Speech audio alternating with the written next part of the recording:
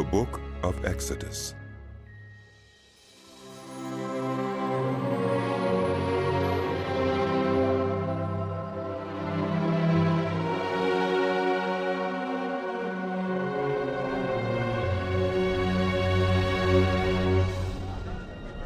These are the names of the sons of Israel who went to Egypt with Jacob, each with his family: Reuben, Simeon, Levi, and Judah; Issachar, Zebulun, and Benjamin; Dan and Naphtali; Gad and Asher.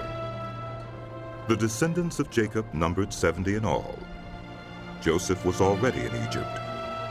Now Joseph and all his brothers and all that generation died. But the Israelites were exceedingly fruitful.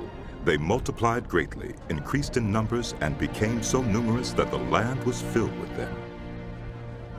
Then a new king, to whom Joseph meant nothing, came to power in Egypt.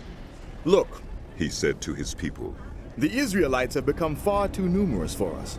Come, we must deal shrewdly with them, or they will become even more numerous, and if war breaks out, we'll join our enemies, fight against us, and leave the country." So they put slave masters over them to oppress them with forced labor, and they built Pithom and Ramesses as store cities for Pharaoh. But the more they were oppressed, the more they multiplied and spread. So the Egyptians came to dread the Israelites and worked them ruthlessly. They made their lives bitter with harsh labor in brick and mortar, and with all kinds of work in the fields. In all their harsh labor, the Egyptians used them ruthlessly. The king of Egypt said to the Hebrew midwives, whose names were Shiphrah and Puah, "When you help the Hebrew women in childbirth, and observe them on the delivery stool, if it is a boy, kill him. But if it is a girl, let her live." The midwives, however, feared God, and did not do what the king of Egypt had told them to do. They let the boys live. Then the king of Egypt summoned the midwives and asked them, "Why have you done this? Why have you let the boys live?" The midwives answered Pharaoh, "Hebrew women are not like Egyptian women. They are vigorous and give birth before the midwives arrive." So God was kind to the midwives, and the people increased and became even more numerous. And because the midwives feared God, he gave them families of their own. Then Pharaoh gave this order to all his people: "Every Hebrew boy that is born, you must throw into the Nile, but let every girl live." Now a man of the house of Levi married a Levite woman, and she became pregnant and gave birth to a son. When she saw that he was a fine child, she hid him for 3 months. But when she could hide him no longer, she got a papyrus basket for him and coated it with tar and pitch. Then she placed the child in it and put it among the reeds along the bank of the Nile. His sisters stood at a distance to see what would happen to him. Then Pharaoh's daughter went down to the Nile to bathe, and her attendants were walking along the riverbank. She saw the basket among the reeds and sent her female slave to get it. She opened it and saw the baby. He was crying, and she felt sorry for him. "This is one of the Hebrew babies," she said. Then his sister asked Pharaoh's daughter, "Shall I go and get one of the Hebrew women to nurse the baby for you?" "Yes, go." she answered. And the girl went and got the baby's mother. Pharaoh's daughter said to her, "Take this baby and nurse him for me, and I will pay you." So the woman took the baby and nursed him. When the child grew older, she took him to Pharaoh's daughter, and he became her son. She named him Moses, saying, "I drew him out of the water."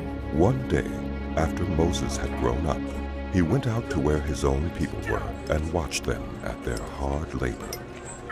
He saw an Egyptian beating a Hebrew, one of his own people.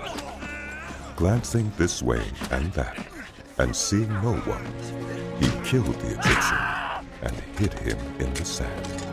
The next day he went out and saw 2 Hebrews fighting. He asked the one in the wrong, "Why are you hitting your fellow Hebrew?" The man said, "Who made you ruler and judge over us? Are you thinking of killing me as you killed the Egyptian?" Then Moses was afraid and thought, What I did must have become known. When Pharaoh heard of this, he tried to kill Moses, But Moses fled from Pharaoh and went to live in Midian, where he sat down by a well. Now a priest of Midian had 7 daughters, and they came to draw water and fill the troughs to water their father's flock. Some shepherds came along and drove them away.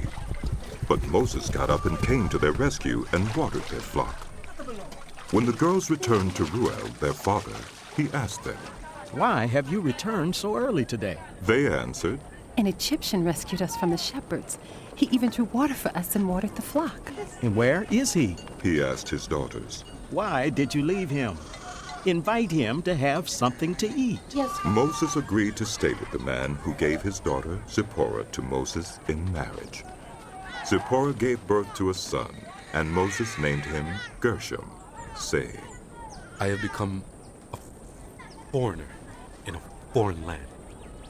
During that long period, the king of Egypt died. The Israelites groaned in their slavery and cried out, and their cry for help because of their slavery went up to God. God heard their groaning, and he remembered his covenant with Abraham, with Isaac, and with Jacob. So God looked on the Israelites and was concerned about them. Now Moses was tending the flock of Jethro, his father-in-law, the priest of Midian, and he led the flock to the far side of the wilderness and came to Horeb, the mountain of God. There the angel of the Lord appeared to him in flames of fire from within a bush. Moses saw that though the bush was on fire, it did not burn up. So Moses thought, I will go over and see this strange sight. But the bush does not burn up. When the Lord saw that he had gone over to look, God called to him from within the bush, Moses, Moses. And Moses said, Here I am. Do not come any closer. God said, Take off your sandals, for the place where you are standing is holy ground. Then he said, I am the God of your father, the God of Abraham, the God of Isaac, and the God of Jacob. At this, Moses hid his face because he was afraid to look at God. The Lord said, I have indeed seen the misery of my people in Egypt. I have heard them crying out because of their slave drivers, and I am concerned about their suffering. So I have come down to rescue them from the hand of the Egyptians, and to bring them up out of that land into a good and spacious land, a land flowing with milk and honey, the home of the Canaanites, Hittites, Amorites, Perizzites, Hivites, and Jebusites. And now the cry of the Israelites has reached me, and I have seen the way the Egyptians are oppressing them. So now, go. I am sending you to Pharaoh to bring my people, the Israelites, out of Egypt. But Moses said to God, Who am I that I should go to Pharaoh and bring the Israelites out of Egypt? And God said, I will be with you, and this will be the sign to you that it is I who have sent you. When you have brought the people out of Egypt, you will worship God on this mountain. Moses said to God, Suppose I go to the Israelites and say to them, The God of your fathers has sent me to you. And they ask me, What is his name? Then what shall I tell them? God said to Moses, I am who I am. This is what you are to say to the Israelites. I am has sent me to you. God also said to Moses, Say to the Israelites, the Lord, the God of your fathers, the God of Abraham, the God of Isaac, and the God of Jacob has sent me to you. This is my name forever, the name you shall call me from generation to generation. Go, assemble the elders of Israel, and say to them, the Lord, the God of your fathers, the God of Abraham, Isaac, and Jacob, appeared to me and said, I have watched over you and have seen what has been done to you in Egypt. And I have promised to bring you up out of your misery in Egypt into the land of the Canaanites, Hittites, Amorites, Perizzites, Hivites, and Jebusites, a land flowing with milk and honey. The elders of Israel will listen to you. Then you and the elders are to go to the king of Egypt and say to him, "The Lord, the God of the Hebrews, has met with us. Let us take a 3-day journey into the wilderness to offer sacrifices to the Lord our God. But I know that the king of Egypt will not let you go unless a mighty hand compels him. So I will stretch out my hand and strike the Egyptians with all the wonders that I will perform among them. After that, he will let you go, and I will make the Egyptians favorably disposed toward this people, so that when you leave, you will not go empty-handed. Every woman is to ask her neighbor and any woman living in her house for articles of silver and gold and for clothing, which you will put on your sons and daughters, and so you will plunder the Egyptians." Moses answered, What if they do not believe me? Well, listen to me and say, the Lord did not appear to you. Then the Lord said to him, "What is that in your hand?" A staff. He replied. The Lord said, "Throw it on the ground." Moses threw it on the ground, and it became a snake, and he ran from it. Then the Lord said to him, "Reach out your hand and take it by the tail." So Moses reached out and took hold of the snake, and it turned back into a staff in his hand. This is so that they may believe that the Lord, the God of their fathers, the God of Abraham, the God of Isaac, and the God of Jacob, has appeared to you. Then the Lord said, "Put your hand inside your cloak." So Moses put his hand into his cloak, and when he took it out, the skin was leprous. It had become as white as snow. "Now put it back into your cloak," he said. So Moses put his hand back into his cloak, and when he took it out, it was restored like the rest of his flesh. Then the Lord said, "If they do not believe you or pay attention to the first sign, they may believe the second. But if they do not believe these 2 signs or listen to you, take some water from the Nile and pour it on the dry ground. The water you take from the river will become blood on the ground." Moses said to the Lord, Pardon your servant, Lord. I have never been eloquent, neither in the past, nor since you have spoken to your servant. I am slow of speech and tongue. The Lord said to him, "Who gave human beings their mouths? Who makes them deaf or mute? Who gives them sight or makes them blind? Is it not I, the Lord? Now go, I will help you speak and will teach you what to say." But Moses said, Pardon your servant, Lord. Please, send someone else. Then the Lord's anger burned against Moses, and he said, "What about your brother Aaron, the Levite?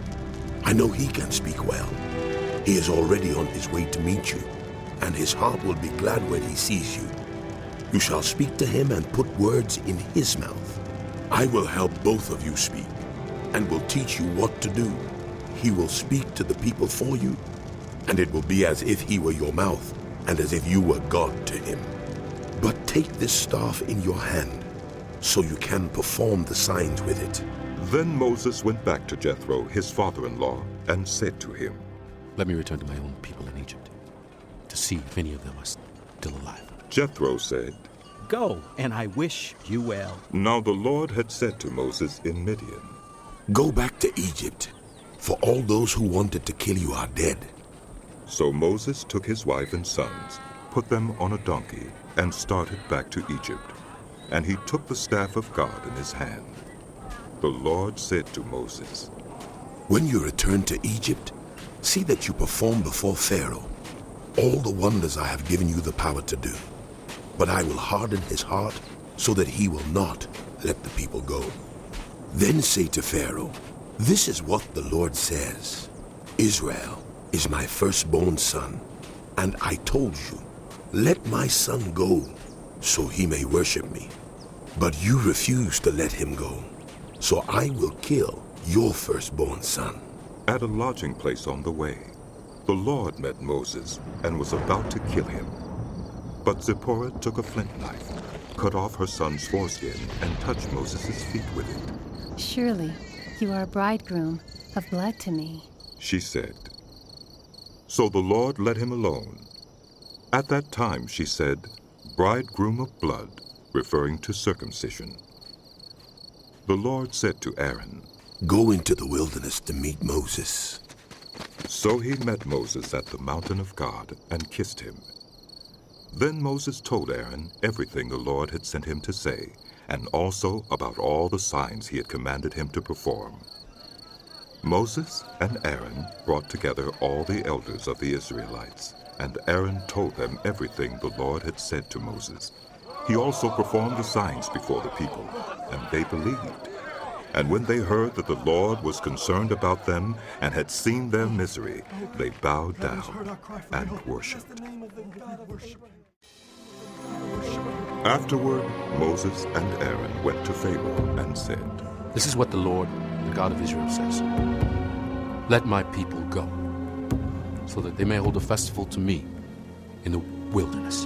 Pharaoh said, Who is the Lord that I should obey him and let Israel go? I do not know the Lord, and I will not let Israel go. Then they said, The God of the Hebrews has met with us. Now let us take a 3-day journey into the wilderness to offer sacrifices to the Lord our God. Or he may strike us with plagues, or with the sword. But the king of Egypt said, Moses and Aaron, why are you taking the people away from their labor? Get back to your work. Then Pharaoh said, Look, the people of the land are now numerous, and you are stopping them from working. That same day, Pharaoh gave this order to the slave drivers and overseers in charge of the people. You are no longer to supply the people with straw for making bricks. Let them go and gather their own straw. But require them to make the same number of bricks as before. Don't reduce the quota. They are lazy. That is why they are crying out, let us go and sacrifice to our God. Make the work harder for them so that they keep working and pay no attention to lies. Then the slave drivers and the overseers went out and said to the people, This is what Pharaoh says. I will not give you any more straw. Go and get your own straw wherever you can find it, but your work will not be reduced at all. So the people scattered all over Egypt to gather stubble to use for straw. The slave drivers kept pressing them, saying, Complete the work required of you for each day, just as when you had straw. And Pharaoh's slave drivers beat the Israelite overseers they had appointed, demanding, Why haven't you met your quota of bricks yesterday or today as before? Then the Israelite overseers went and appealed to Pharaoh. Why have you treated your servants this way? Your servants are given no straw, yet we are told, make bricks. Your servants are being beaten, but the fault is with your own people. Pharaoh said, Lazy, that's what you are. Lazy! That is why you keep saying, let us go and sacrifice to the Lord. Now get to work. You will not be given any straw, yet you must produce your full quota of bricks. The Israelite overseers realized they were in trouble when they were told, You are not to reduce the number of bricks required of you for each day. When they left Pharaoh, they found Moses and Aaron waiting to meet them, and they said, May the Lord look on you and judge you. You have made us obnoxious to Pharaoh and his officials, and have put a sword in their hand to kill us. Moses returned to the Lord and said, Why, Lord? Why have you brought trouble on this people? Is this why you sent me? Ever since I went to Pharaoh to speak in your name, he has brought trouble on this people, and you have not rescued your people at all. Then the Lord said to Moses, Now you will see what I will do to Pharaoh. Because of my mighty hand, he will let them go. Because of my mighty hand, he will drive them out of his country. God also said to Moses, I am the Lord. I appeared to Abraham, to Isaac, and to Jacob as God Almighty. But by my name, the Lord, I did not make myself known to them.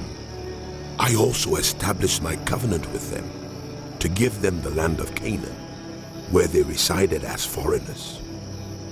Moreover, I have heard the groaning of the Israelites, whom the Egyptians are enslaving, and I have remembered my covenant. Therefore say to the Israelites, I am the Lord, and I will bring you out from under the yoke of the Egyptians. I will free you from being slaves to them, and I will redeem you with an outstretched arm and with mighty acts of judgment. I will take you as my own people, and I will be your God. Then you will know that I am the Lord your God, who brought you out from under the yoke of the Egyptians. And I will bring you to the land I swore with uplifted hand to give to Abraham, to Isaac, and to Jacob. I will give it to you as a possession. I am the Lord. Moses reported this to the Israelites, but they did not listen to him because of their discouragement and harsh labor. Then the Lord said to Moses, Go tell Pharaoh, king of Egypt, to let the Israelites go out of his country. But Moses said to the Lord, If the Israelites will not listen to me, why would Pharaoh listen to me, since I speak with faltering lips? Now the Lord spoke to Moses and Aaron about the Israelites and Pharaoh, king of Egypt, and he commanded them to bring the Israelites out of Egypt. These were the heads of their families. The sons of Reuben, the firstborn son of Israel, were Hanok and Palu, Hezron and Carmi. These were the clans of Reuben. The sons of Simeon were Jemuel, Jamin, Ohad, Jakim, Zohar, and Shaul, the son of a Canaanite woman. These were the clans of Simeon. These were the names of the sons of Levi according to their records: Gershon, Kohath, and Merari. Levi lived 137 years. The sons of Gershon by clans were Libni and Shimei. The sons of Kohath were Amram, Izhar, Hebron, and Uzziel. Kohath lived 133 years. The sons of Merari were Malai and Mushai. These were the clans of Levi according to their records. Amram married his father's sister, Jochebed, who bore him Aaron and Moses. Amram lived 137 years. The sons of Izhar were Korah, Nephi, and Zikri.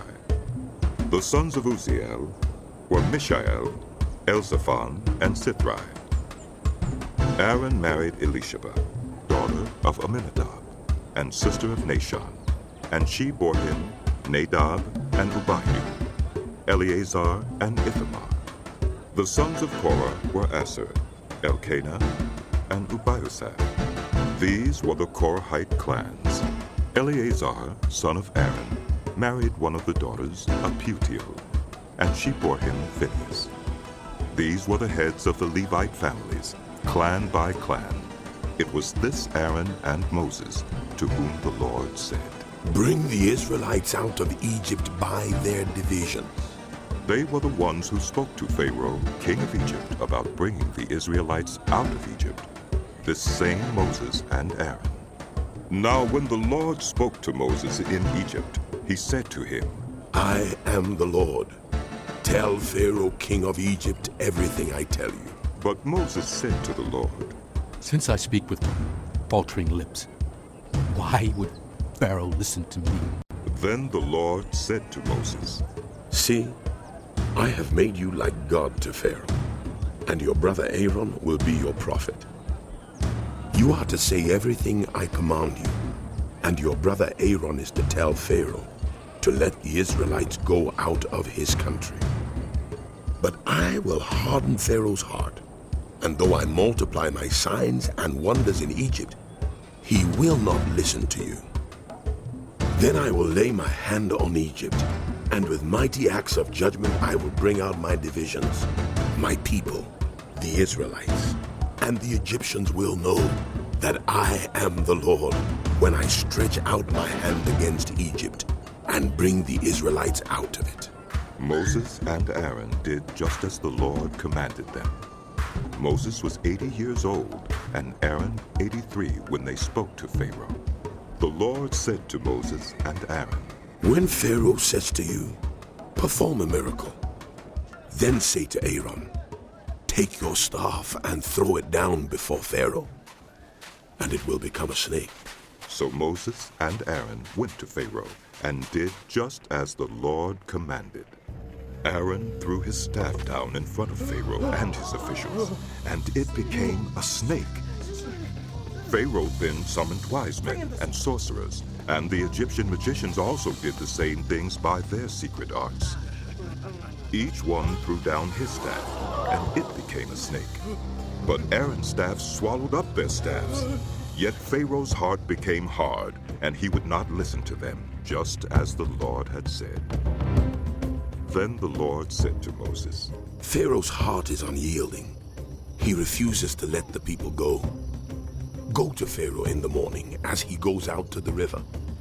Wait on the bank of the Nile to meet him, and take in your hand the staff that was changed into a snake. Then say to him, 'The Lord, the God of the Hebrews, has sent me to say to you, let my people go, so that they may worship me in the wilderness. But until now, you have not listened. This is what the Lord says. By this you will know that I am the Lord. With the staff that is in my hand I will strike the water of the Nile, and it will be changed into blood. The fish in the Nile will die, and the river will stink. The Egyptians will not be able to drink its water." The Lord said to Moses, "Tell Aaron, take your staff and stretch out your hand over the waters of Egypt, over the streams and canals, over the ponds and all the reservoirs, and they will turn to blood. Blood will be everywhere in Egypt, even in the wooden buckets and stone jars." Moses and Aaron did just as the Lord had commanded. He raised his staff in the presence of Pharaoh and his officials and struck the water of the Nile, and all the water was changed into blood. The fish in the Nile died, and the river smelled so bad that the Egyptians could not drink its water. Blood was everywhere in Egypt. But the Egyptian magicians did the same things by their secret arts, and Pharaoh's heart became hard. He would not listen to Moses and Aaron, just as the Lord had said. Instead, he turned and went into his palace, and did not take even this to heart. And all the Egyptians dug along the Nile to get drinking water, because they could not drink the water of the river. 7 days passed after the Lord struck the Nile. Then the Lord said to Moses, "Go to Pharaoh and say to him, 'This is what the Lord says. Let my people go, so that they may worship me. If you refuse to let them go, I will send a plague of frogs on your whole country. The Nile will teem with frogs.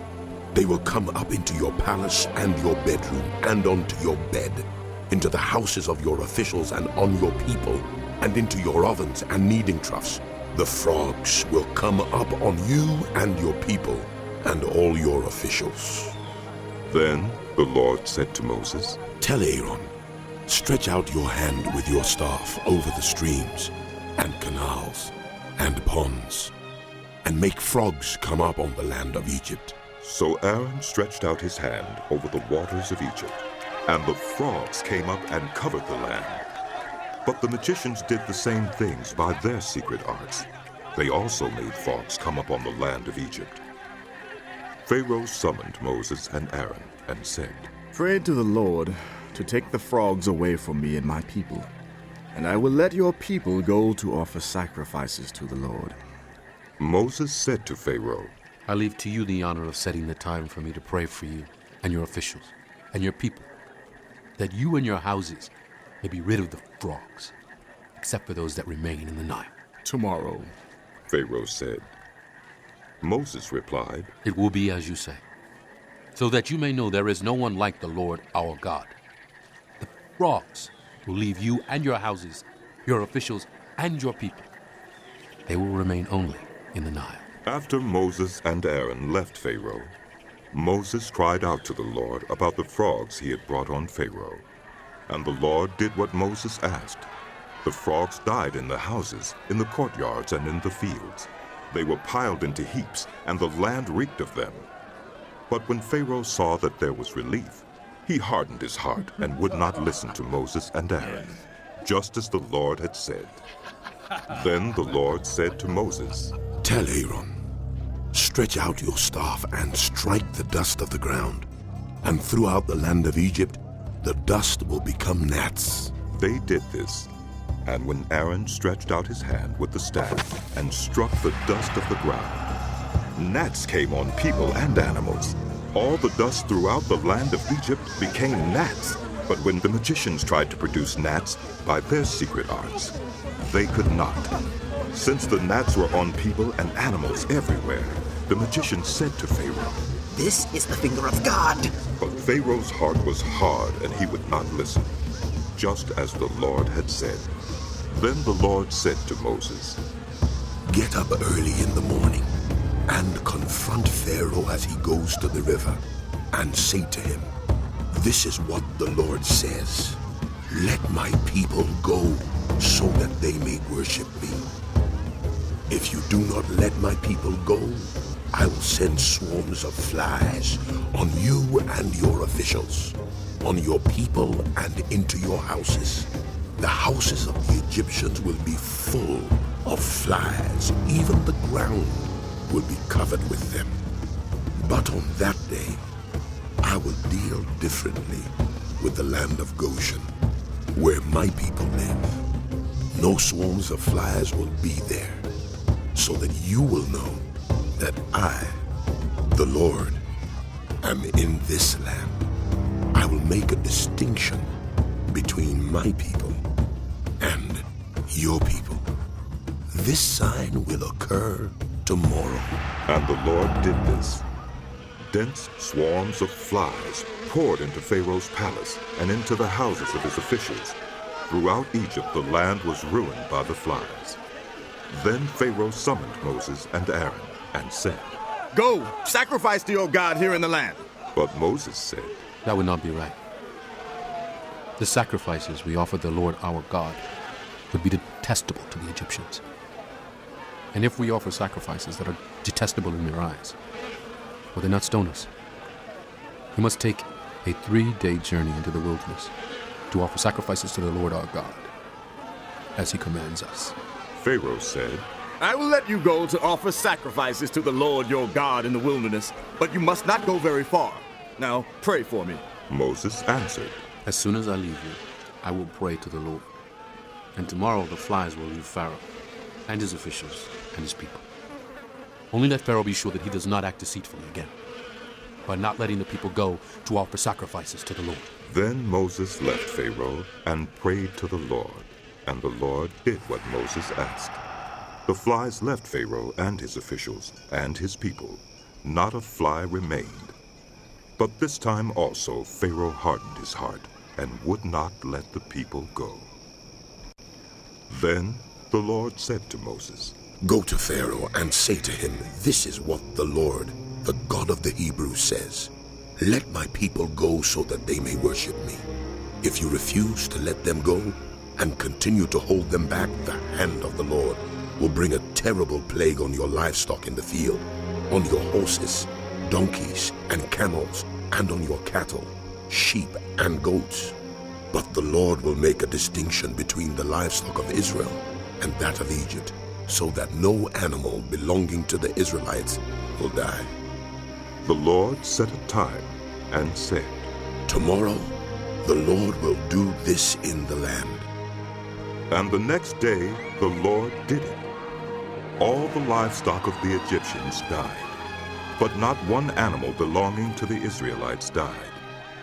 Pharaoh investigated and found that not even one of the animals of the Israelites had died. Yet his heart was unyielding, and he would not let the people go. Then the Lord said to Moses and Aaron, "Take handfuls of soot from a furnace and have Moses toss it into the air in the presence of Pharaoh. It will become fine dust over the whole land of Egypt, and festering boils will break out on people and animals throughout the land. So they took soot from a furnace and stood before Pharaoh.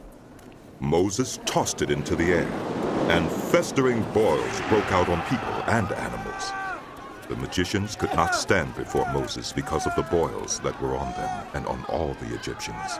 But the Lord hardened Pharaoh's heart, and he would not listen to Moses and Aaron, just as the Lord had said to Moses. Then the Lord said to Moses, "Get up early in the morning, confront Pharaoh and say to him, 'This is what the Lord, the God of the Hebrews, says. Let my people go so that they may worship me. Or this time I will send the full force of my plagues against you and against your officials and your people, so you may know that there is no one like me in all the earth. For by now I could have stretched out my hand and struck you and your people with a plague that would have wiped you off the earth. But I have raised you up for this very purpose, that I might show you my power and that my name might be proclaimed in all the earth. You still set yourself against my people and will not let them go? Therefore, at this time tomorrow, I will send the worst hailstorm that has ever fallen on Egypt from the day it was founded till now. Give an order now to bring your livestock and everything you have in the field to a place of shelter, because the hail will fall on every person and animal that has not been brought in and is still out in the field, and they will die." Those officials of Pharaoh who feared the word of the Lord hurried to bring their slaves and their livestock inside. But those who ignored the word of the Lord left their slaves and livestock in the field. Then the Lord said to Moses, "Stretch out your hand toward the sky so that hail will fall all over Egypt, on people and animals, and on everything growing in the fields of Egypt." When Moses stretched out his staff toward the sky, the Lord sent thunder and hail, and lightning flashed down to the ground. So the Lord rained hail on the land of Egypt. Hail fell and lightning flashed back and forth. It was the worst storm in all the land of Egypt since it had become a nation. Throughout Egypt, hail struck everything in the fields, both people and animals. It beat down everything growing in the fields and stripped every tree. The only place it did not hail was the land of Goshen, where the Israelites were. Bring me Moses Then and Aaron Pharaoh now. summoned Moses and Aaron. "This time I have sinned," he said to them. "The Lord is in the right, and I and my people are in the wrong. Pray to the Lord, for we have had enough thunder and hail. I will let you go. You don't have to stay any longer." Moses replied, "When I have gone out of the city, I will spread out my hands in prayer to the Lord. The thunder will stop, and there will be no more hail, so you may know that the earth is the Lord's. But I know that you and your officials still do not fear the Lord God." The flax and barley were destroyed, since the barley had headed and the flax was in bloom. The wheat and spelt, however, were not destroyed, because they ripened later. Then Moses left Pharaoh and went out of the city. He spread out his hands toward the Lord. The thunder and hail stopped, and the rain no longer poured down on the land. When Pharaoh saw that the rain and hail and thunder had stopped, he sinned again. He and his officials hardened their hearts, so Pharaoh's heart was hard, and he would not let the Israelites go, just as the Lord had said through Moses. Then the Lord said to Moses, "Go to Pharaoh, for I have hardened his heart and the hearts of his officials, so that I may perform these signs of mine among them, that you may tell your children and grandchildren how I dealt harshly with the Egyptians, and how I performed my signs among them, and that you may know that I am the Lord." So Moses and Aaron went to Pharaoh and said to him, "This is what the Lord, the God of the Hebrews, says. How long will you refuse to humble yourself before me? Let my people go, so that they may worship me. If you refuse to let them go, I will bring locusts into your country tomorrow. They will cover the face of the ground so that it cannot be seen. They will devour what little you have left after the hail, including every tree that is growing in your fields. They will fill your houses and those of all your officials and all the Egyptians, something neither your parents nor your ancestors have ever seen from the day they settled in this land till now. Then Moses turned and left Pharaoh. Pharaoh's officials said to him, How long will this man be a snare to us? Let the people go, so that they may worship the Lord their God. Do you not yet realize that Egypt is ruined? Then Moses and Aaron were brought back to Pharaoh.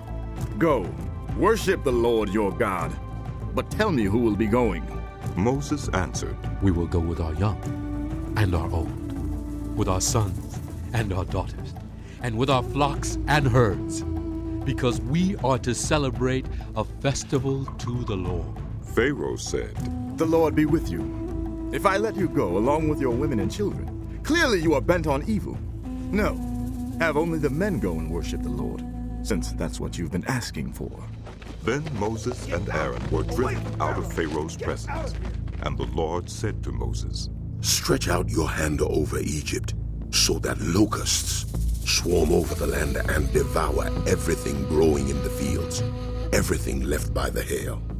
So Moses stretched out his staff over Egypt, and the Lord made an east wind blow across the land all that day and all that night. By morning, the wind had brought the locusts. They invaded all Egypt and settled down in every area of the country in great numbers. Never before had there been such a plague of locusts, nor will there ever be again. They covered all the ground until it was black. They devoured all that was left after the hail, everything growing in the fields and the fruit on the trees. Nothing green remained on tree or plant in all the land of Egypt. Moses, Pharaoh quickly Aaron, summoned Moses and Aaron and said, I have sinned against the Lord your God and against you. Now forgive my sin once more and pray to the Lord your God to take this deadly plague away from me. Moses then left Pharaoh and prayed to the Lord, and the Lord changed the wind to a very strong west wind, which caught up the locust and carried them into the Red Sea. Not a locust was left anywhere in Egypt. But the Lord hardened Pharaoh's heart, and he would not let the Israelites go. Then the Lord said to Moses, Stretch out your hand toward the sky, so that darkness spreads over Egypt. Darkness that can be felt. So Moses stretched out his hand toward the sky, and total darkness covered all Egypt for 3 days. No one could see anyone else or move about for 3 days. Yet all the Israelites had light in the places where they lived. Then Pharaoh summoned Moses and said, Go, worship the Lord. Even your women and children may go with you. Only leave your flocks and herds behind. But Moses said, You must allow us to have sacrifices and burnt offerings to present to the Lord our God. Our livestock too must go with us. Not a hoof is to be left behind. We have to use some of them in worshiping the Lord our God. And until we get there, we will not know what we are to use to worship the Lord. But the Lord hardened Pharaoh's heart, and he was not willing to let them go. Pharaoh said to Moses, Get out of my sight! Make sure you do not appear before me again. The day you see my face, you will die. Just as you say. Moses replied, I will never appear before you again. Now the Lord had said to Moses, I will bring one more plague on Pharaoh and on Egypt. After that, he will let you go from here. And when he does, he will drive you out completely. Tell the people that men and women alike are to ask their neighbors for articles of silver and gold. The Lord made the Egyptians favorably disposed toward the people. And Moses himself was highly regarded in Egypt by Pharaoh's officials and by the people. So Moses said, This is what the Lord says. About midnight I will go throughout Egypt. Every firstborn son in Egypt will die, from the firstborn son of Pharaoh who sits on the throne to the firstborn son of the female slave who is at her handmill, and all the firstborn of the cattle as well.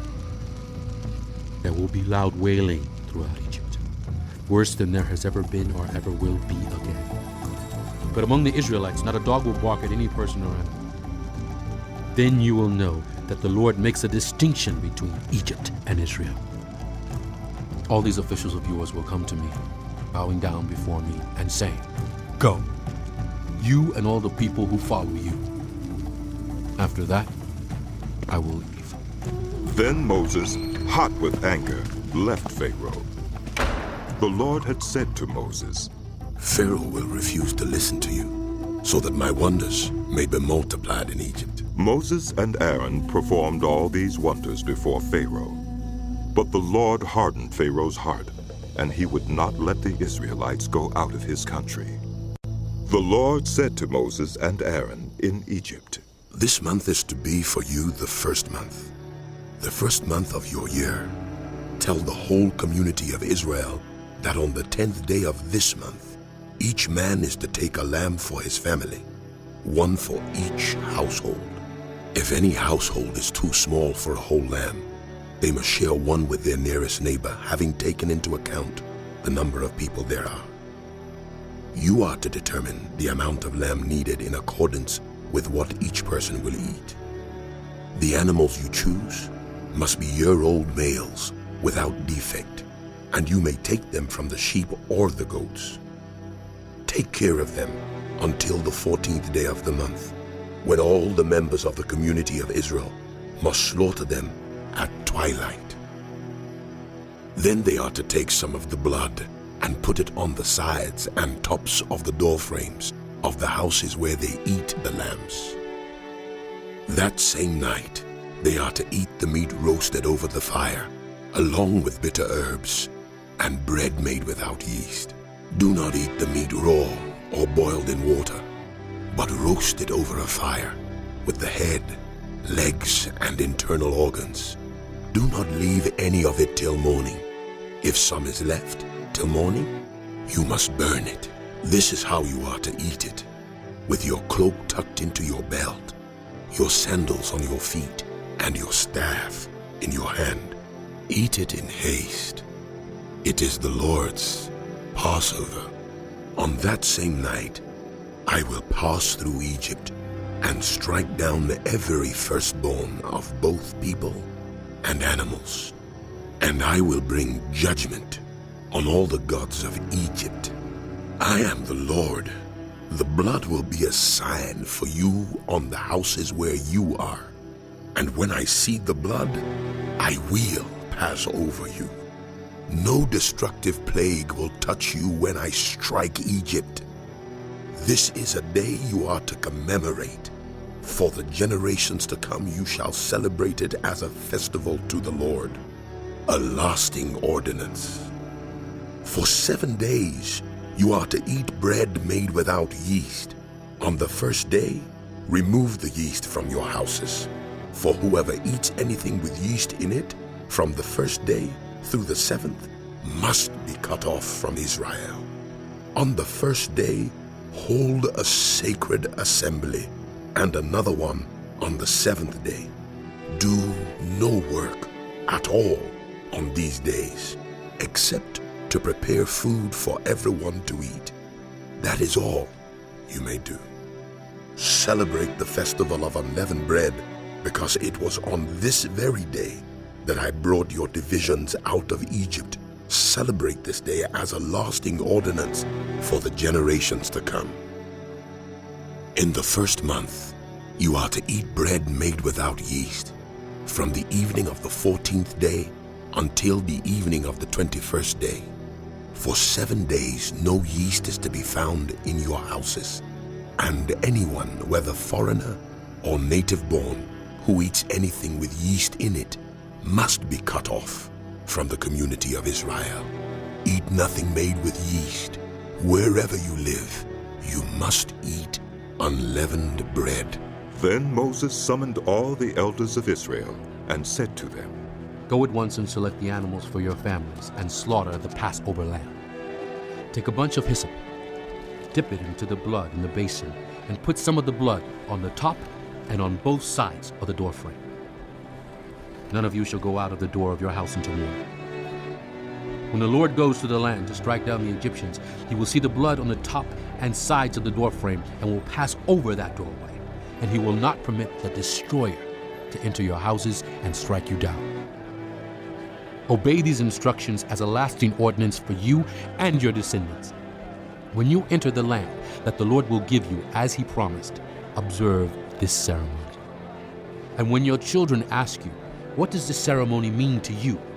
then tell them, "It is the Passover sacrifice to the Lord, who passed over the houses of the Israelites in Egypt and spared our homes when he struck down the Egyptians."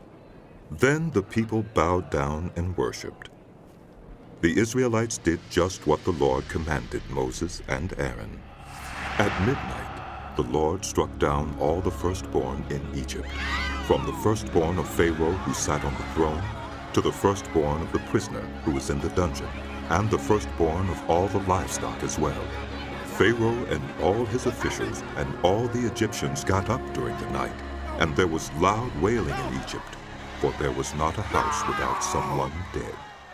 During the night, Pharaoh summoned Moses and Aaron and said, "Up! Leave my people, you and the Israelites. Go worship the Lord as you have requested. Take your flocks and herds as you have said, and go. And also bless me." The Egyptians urged the people to hurry and leave the country, for otherwise we will all die. So the people took their dough before the yeast was added and carried it on their shoulders in kneading troughs wrapped in clothing. The Israelites did as Moses instructed and asked the Egyptians for articles of silver and gold and for clothing. The Lord had made the Egyptians favorably disposed toward the people, and they gave them what they asked for. So they plundered the Egyptians. The Israelites journeyed from Ramses to Succoth. There were about 600,000 men on foot, besides women and children. Many other people went up with them, and also large droves of livestock, both flocks and herds. With the dough the Israelites had brought from Egypt, they baked loaves of unleavened bread. The dough was without yeast because they had been driven out of Egypt and did not have time to prepare food for themselves. Now the length of time the Israelite people lived in Egypt was 430 years. At the end of the 430 years, to the very day, all the Lord's divisions left Egypt. Because the Lord kept vigil that night to bring them out of Egypt, on this night all the Israelites are to keep vigil to honor the Lord for the generations to come. The Lord said to Moses and Aaron, "These are the regulations for the Passover. No foreigner is to eat of it. Any slave you have bought may eat of it after you have circumcised him, but a temporary resident or a hired worker may not eat of it. It must be eaten inside one house. Take none of the meat outside the house. Do not break any of the bones.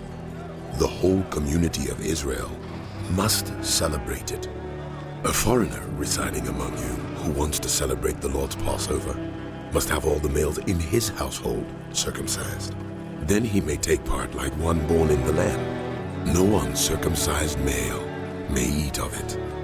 The same law applies both to the native born and to the foreigner residing among you." All the Israelites did just what the Lord had commanded Moses and Aaron. And on that very day, the Lord brought the Israelites out of Egypt by their divisions. The Lord said to Moses, "Consecrate to me every firstborn male, the first offspring of every womb among the Israelites belongs to me, whether human or animal." Then Moses said to the people, "Commemorate this day, the day you came out of Egypt, out of the land of slavery. Because the Lord brought you out of it with a mighty hand. Eat nothing containing yeast. Today, in the month of Aviv, you are leaving. When the Lord brings you into the land of the Canaanites, Hittites, Amorites, Hivites, and Jebusites. The land he swore to your ancestors to give you, a land flowing with milk and honey. You are to observe this ceremony in this month. For 7 days, eat bread made without yeast, and on the 7th day, hold a festival to the Lord. Eat unleavened bread during those 7 days. Nothing with yeast in it is to be seen among you, nor shall any yeast be seen anywhere within your borders. On that day, tell your children, I do this because of what the Lord did for me when I came out of Egypt. This observance will be for you like a sign on your hand and a reminder on your forehead that this law of the Lord is to be on your lips. For the Lord brought you out of Egypt with his mighty hand. You must keep this ordinance at the appointed time, year after year. After the Lord brings you into the land of the Canaanites and gives it to you, as he promised on oath to you and your ancestors, you are to give over to the Lord the first offspring of every womb. All the firstborn males of your livestock belong to the Lord. Redeem with a lamb every firstborn donkey. But if you do not redeem it, break its neck. Redeem every firstborn among your sons. In days to come, when your children ask you, what does this mean? Say to them, with a mighty hand, the Lord brought us out of Egypt, out of the land of slavery. When Pharaoh stubbornly refused to let us go, the Lord killed the firstborn of both people and animals in Egypt. This is why I sacrifice to the Lord the first male offspring of every womb, and redeem each of my firstborn sons. And it will be like a sign on your hand and a symbol on your forehead that the Lord brought us out of Egypt with his mighty hand. When Pharaoh let the people go, God did not lead them on the road through the Philistine country, though that was shorter. For God said, if they face war, they might change their minds and return to Egypt. So God led the people around by the desert road toward the Red Sea. The Israelites went up out of Egypt ready for battle. Moses took the bones of Joseph with him, because Joseph had made the Israelites swear an oath. He had said, God will surely come to your aid, and then you must carry my bones up with you from this place. After leaving Sukkah, they camped at Etham on the edge of the desert. By day, the Lord went ahead of them in a pillar of cloud to guide them on their way, and by night in a pillar of fire to give them light, so that they could travel by day or night. Neither the pillar of cloud by day nor the pillar of fire by night left its place in front of the people. Then the Lord said to Moses, tell the Israelites to turn back and encamp near Pi-Hahiroth, between Migdol and the sea. They are to encamp by the sea directly opposite Baal-Zephon.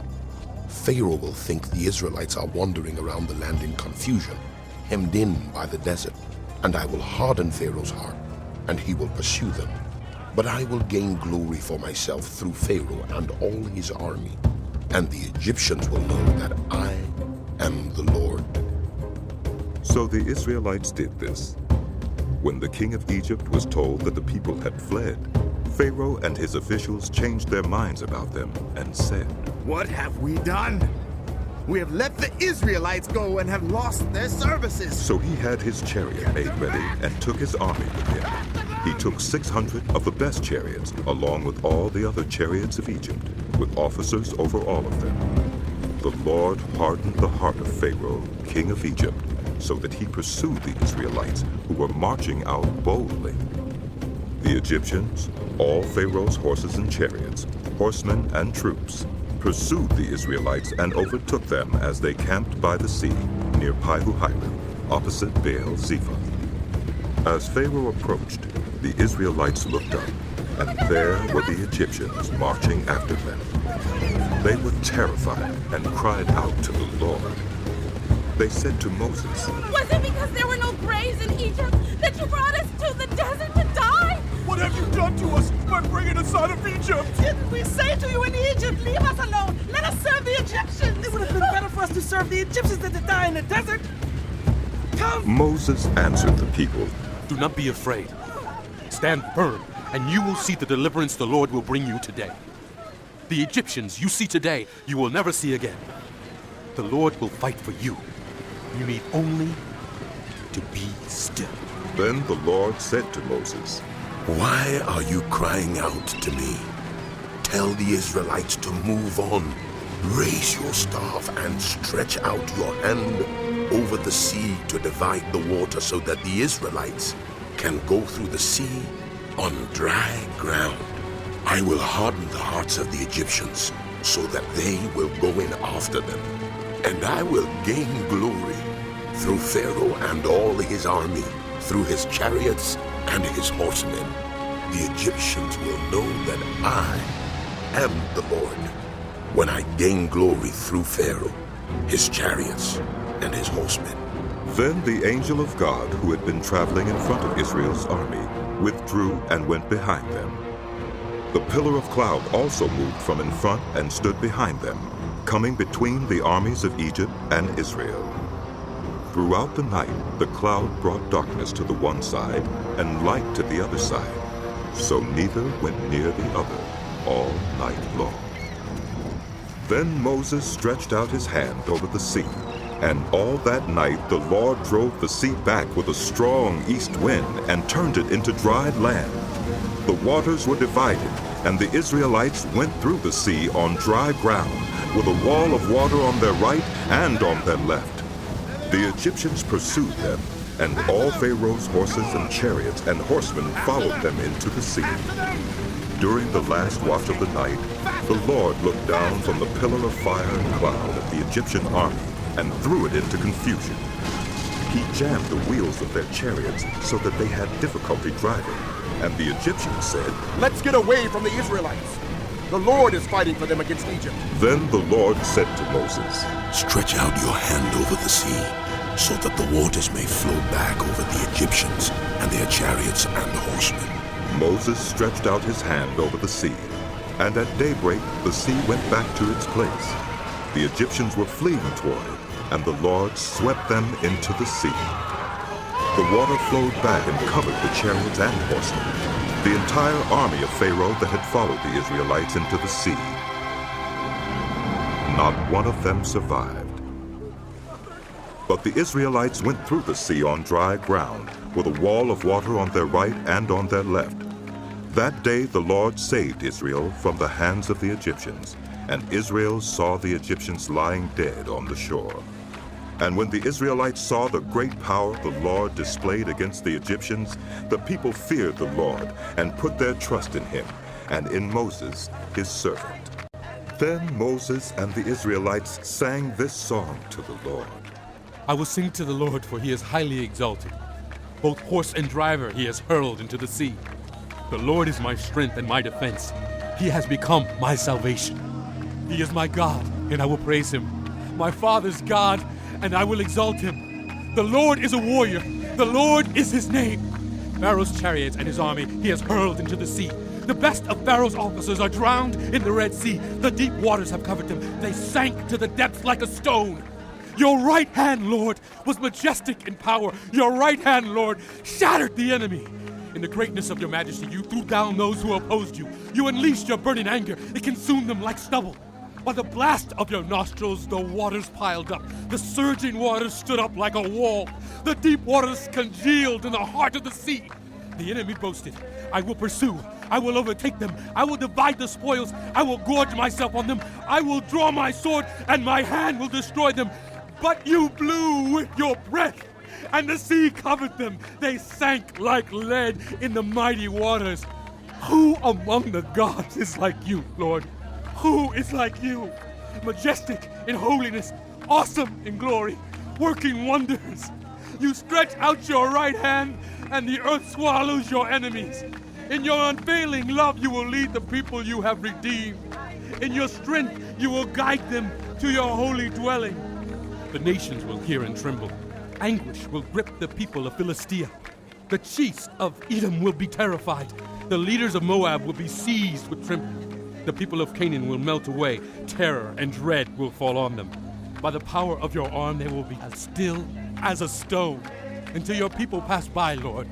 Until the people you bought pass by. You will bring them in and plant them on the mountain of your inheritance. The place, Lord, you made for your dwelling. The sanctuary, Lord, your hands established.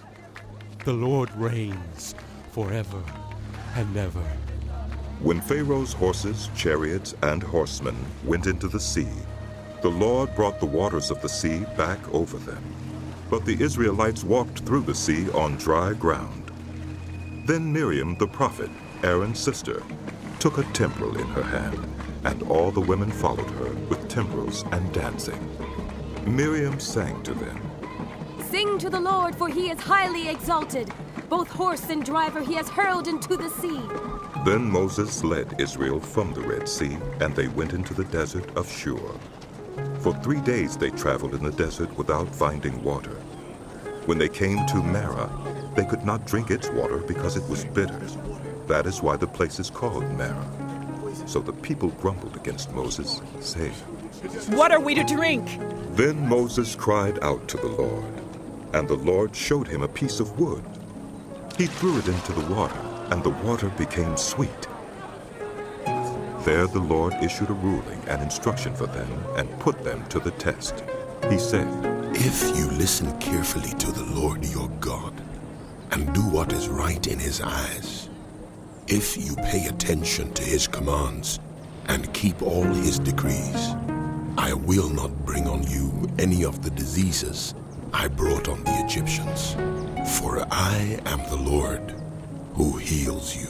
Then they came to Elim, where there were 12 springs and 70 palm trees, and they camped there near the water. The whole Israelite community set out from Elim and came to the desert of Sin, which is between Elim and Sinai, on the 15th day of the 2nd month after they had come out of Egypt. In the desert, the whole community grumbled against Moses and Aaron. The Israelites said to them, "If only we had died by the Lord's hand in Egypt.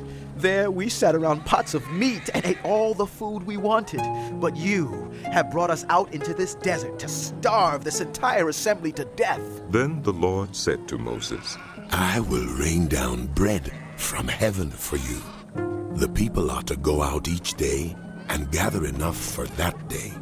In this way, I will test them and see whether they will follow my instructions. On the 6th day, they are to prepare what they bring in, and that is to be twice as much as they gather on the other days." So Moses and Aaron said to all the Israelites, "In the evening you will know that it was the Lord who brought you out of Egypt. And in the morning you will see the glory of the Lord, because he has heard your grumbling against him. Who are we that you should grumble against us?" Moses also said, "You will know that it was the Lord when he gives you meat to eat in the evening and all the bread you want in the morning, because he has heard your grumbling against him. Who are we? You are not grumbling against us, but against the Lord." Then Moses told Aaron, "Say to the entire Israelite community, 'Come before the Lord, for he has heard your grumbling.'" While Aaron was speaking to the whole Israelite community, they looked toward the desert, and there was the glory of the Lord appearing in the cloud. The Lord said to Moses, "I have heard the grumbling of the Israelites. Tell them, at twilight you will eat meat, and in the morning you will be filled with bread. Then you will know that I am the Lord your God." That evening, quail came and covered the camp, and in the morning there was a layer of dew around the camp. When the dew was gone, thin flakes like frost on the ground appeared on the desert floor. When the Israelites saw it, they said to each other, "What is it?" For they did not know what it was. Moses said to them, "It is the bread the Lord has given you to eat. This is what the Lord has commanded. Each one is to gather as much as they need. Take an omer for each person you have in your tent." The Israelites did as they were told. Some gathered much, some little. And when they measured it by the omer, the one who gathered much did not have too much, and the one who gathered little did not have too little. Each one had gathered just as much as they needed. Then Moses said to them, "No one is to keep any of it until morning." However, some of them paid no attention to Moses.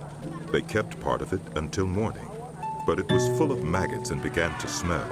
So Moses was angry with them. Each morning everyone gathered as much as they needed, and when the sun grew hot, it melted away. On the 6th day they gathered twice as much, 2 omers for each person, and the leaders of the community came and reported this to Moses. He said to them, "This is what the Lord commanded. Tomorrow is to be a day of Sabbath rest, a holy Sabbath to the Lord. So bake what you want to bake and boil what you want to boil. Save whatever is left and keep it until morning." So they saved it until morning as Moses commanded, and it did not stink or get maggots in it. "Eat it today," Moses said, "because today is a Sabbath to the Lord. You will not find any of it on the ground today. 6 days you are to gather it, but on the 7th day, the Sabbath, there will not be any." Nevertheless, some of the people went out on the 7th day to gather it, but they found none. Then the Lord said to Moses, "How long will you refuse to keep my commands and my instructions? Bear in mind that the Lord has given you the Sabbath. That is why on the 6th day he gives you bread for 2 days. Everyone is to stay where they are on the 7th day. No one is to go out." So the people rested on the 7th day. The people of Israel called the bread manna. It was white like coriander seed and tasted like wafers made with honey. Moses said, "This is what the Lord has commanded. Take an omer of manna and keep it for the generations to come, so they can see the bread I gave you to eat in the wilderness when I brought you out of Egypt." So Moses said to Aaron, "Take a jar and put an omer of manna in it. Then place it before the Lord to be kept for the generations to come." As the Lord commanded Moses, Aaron put the manna with the tablets of the covenant law so that it might be preserved. The Israelites ate manna 40 years until they came to a land that was settled. They ate manna until they reached the border of Canaan. An omer is 1/10 of an ephah. The whole Israelite community set out from the desert of Sin, traveling from place to place as the Lord commanded. They camped at Rephidim, but there was no water for the people to drink. So they quarreled with Moses and said, "Give us water to drink!" Moses replied, "Why do you quarrel with me? Why do you put the Lord to the test?" But the people were thirsty for water there, and they grumbled against Moses. They said, "Why did you bring us up out of Egypt to make us and our children and livestock die of thirst?" Then Moses cried out to the Lord, "What am I to do with these people? They are almost ready to stone me." The Lord answered Moses, "Go out in front of the people. Take with you some of the elders of Israel, and take in your hand the staff with which you struck the Nile, and go. I will stand there before you by the rock at Horeb. Strike the rock, and water will come out of it for the people to drink." So Moses did this in the sight of the elders of Israel, and he called the place Massah and Meribah, because the Israelites quarreled, and because they tested the Lord, saying, "Is the Lord among us or not?" The Amalekites came and attacked the Israelites at Rephidim. Moses said to Joshua, "Choose some of our men and go out to fight the Amalekites. Tomorrow I will stand on top of the hill with the staff of God in my hands." So Joshua fought the Amalekites as Moses had ordered, and Moses, Aaron, and Hur went to the top of the hill. As long as Moses held up his hands, the Israelites were winning. But whenever he lowered his hands, the Amalekites were winning. When Moses' hands grew tired, they took a stone and put it under him, and he sat on it. Aaron and Hur held his hands up, one on one side, one on the other, so that his hands remained steady till sunset. So Joshua overcame the Amalekite army with the sword. Then the Lord said to Moses, "Write this on a scroll as something to be remembered, and make sure that Joshua hears it, because I will completely blot out the name of Amalek from under heaven." Moses built an altar and called it, "The Lord is my banner." He said, "Because hands were lifted up against the throne of the Lord will be at war against the Amalekites from generation to generation." Now Jethro, the priest of Midian and father-in-law of Moses, heard of everything God had done for Moses and for his people Israel, and how the Lord had brought Israel out of Egypt. After Moses had sent away his wife Zipporah, his father-in-law Jethro received her and her 2 sons. One son was named Gershom, for Moses said, "I have become a foreigner in a foreign land." And the other was named Eliezer, For he said, "My father's God was my helper. He saved me from the sword of Pharaoh." Jethro, Moses' father-in-law, together with Moses' sons and wife, came to him in the wilderness, where he was camped near the mountain of God. Jethro had sent word to him, "I, your father-in-law Jethro, am coming to you with your wife and her 2 sons." So Moses went out to meet his father-in-law and bowed down and kissed him. They greeted each other and then went into the tent. Moses told his father-in-law about everything the Lord had done to Pharaoh and the Egyptians for Israel's sake, and about all the hardships they had met along the way, and how the Lord had saved them. Jethro was delighted to hear about all the good things the Lord had done for Israel in rescuing them from the hand of the Egyptians. He said, "Praise be to the Lord, who rescued you from the hand of the Egyptians and of Pharaoh, and who rescued the people from the hand of the Egyptians. Now I know that the Lord is greater than all other gods, for he did this to those who had treated Israel arrogantly." Then Jethro, Moses' father-in-law, brought a burnt offering and other sacrifices to God. And Aaron came with all the elders of Israel to eat bread with Moses' father-in-law in the presence of God. The next day Moses took his seat to serve as judge for the people, and they stood around him from morning till evening.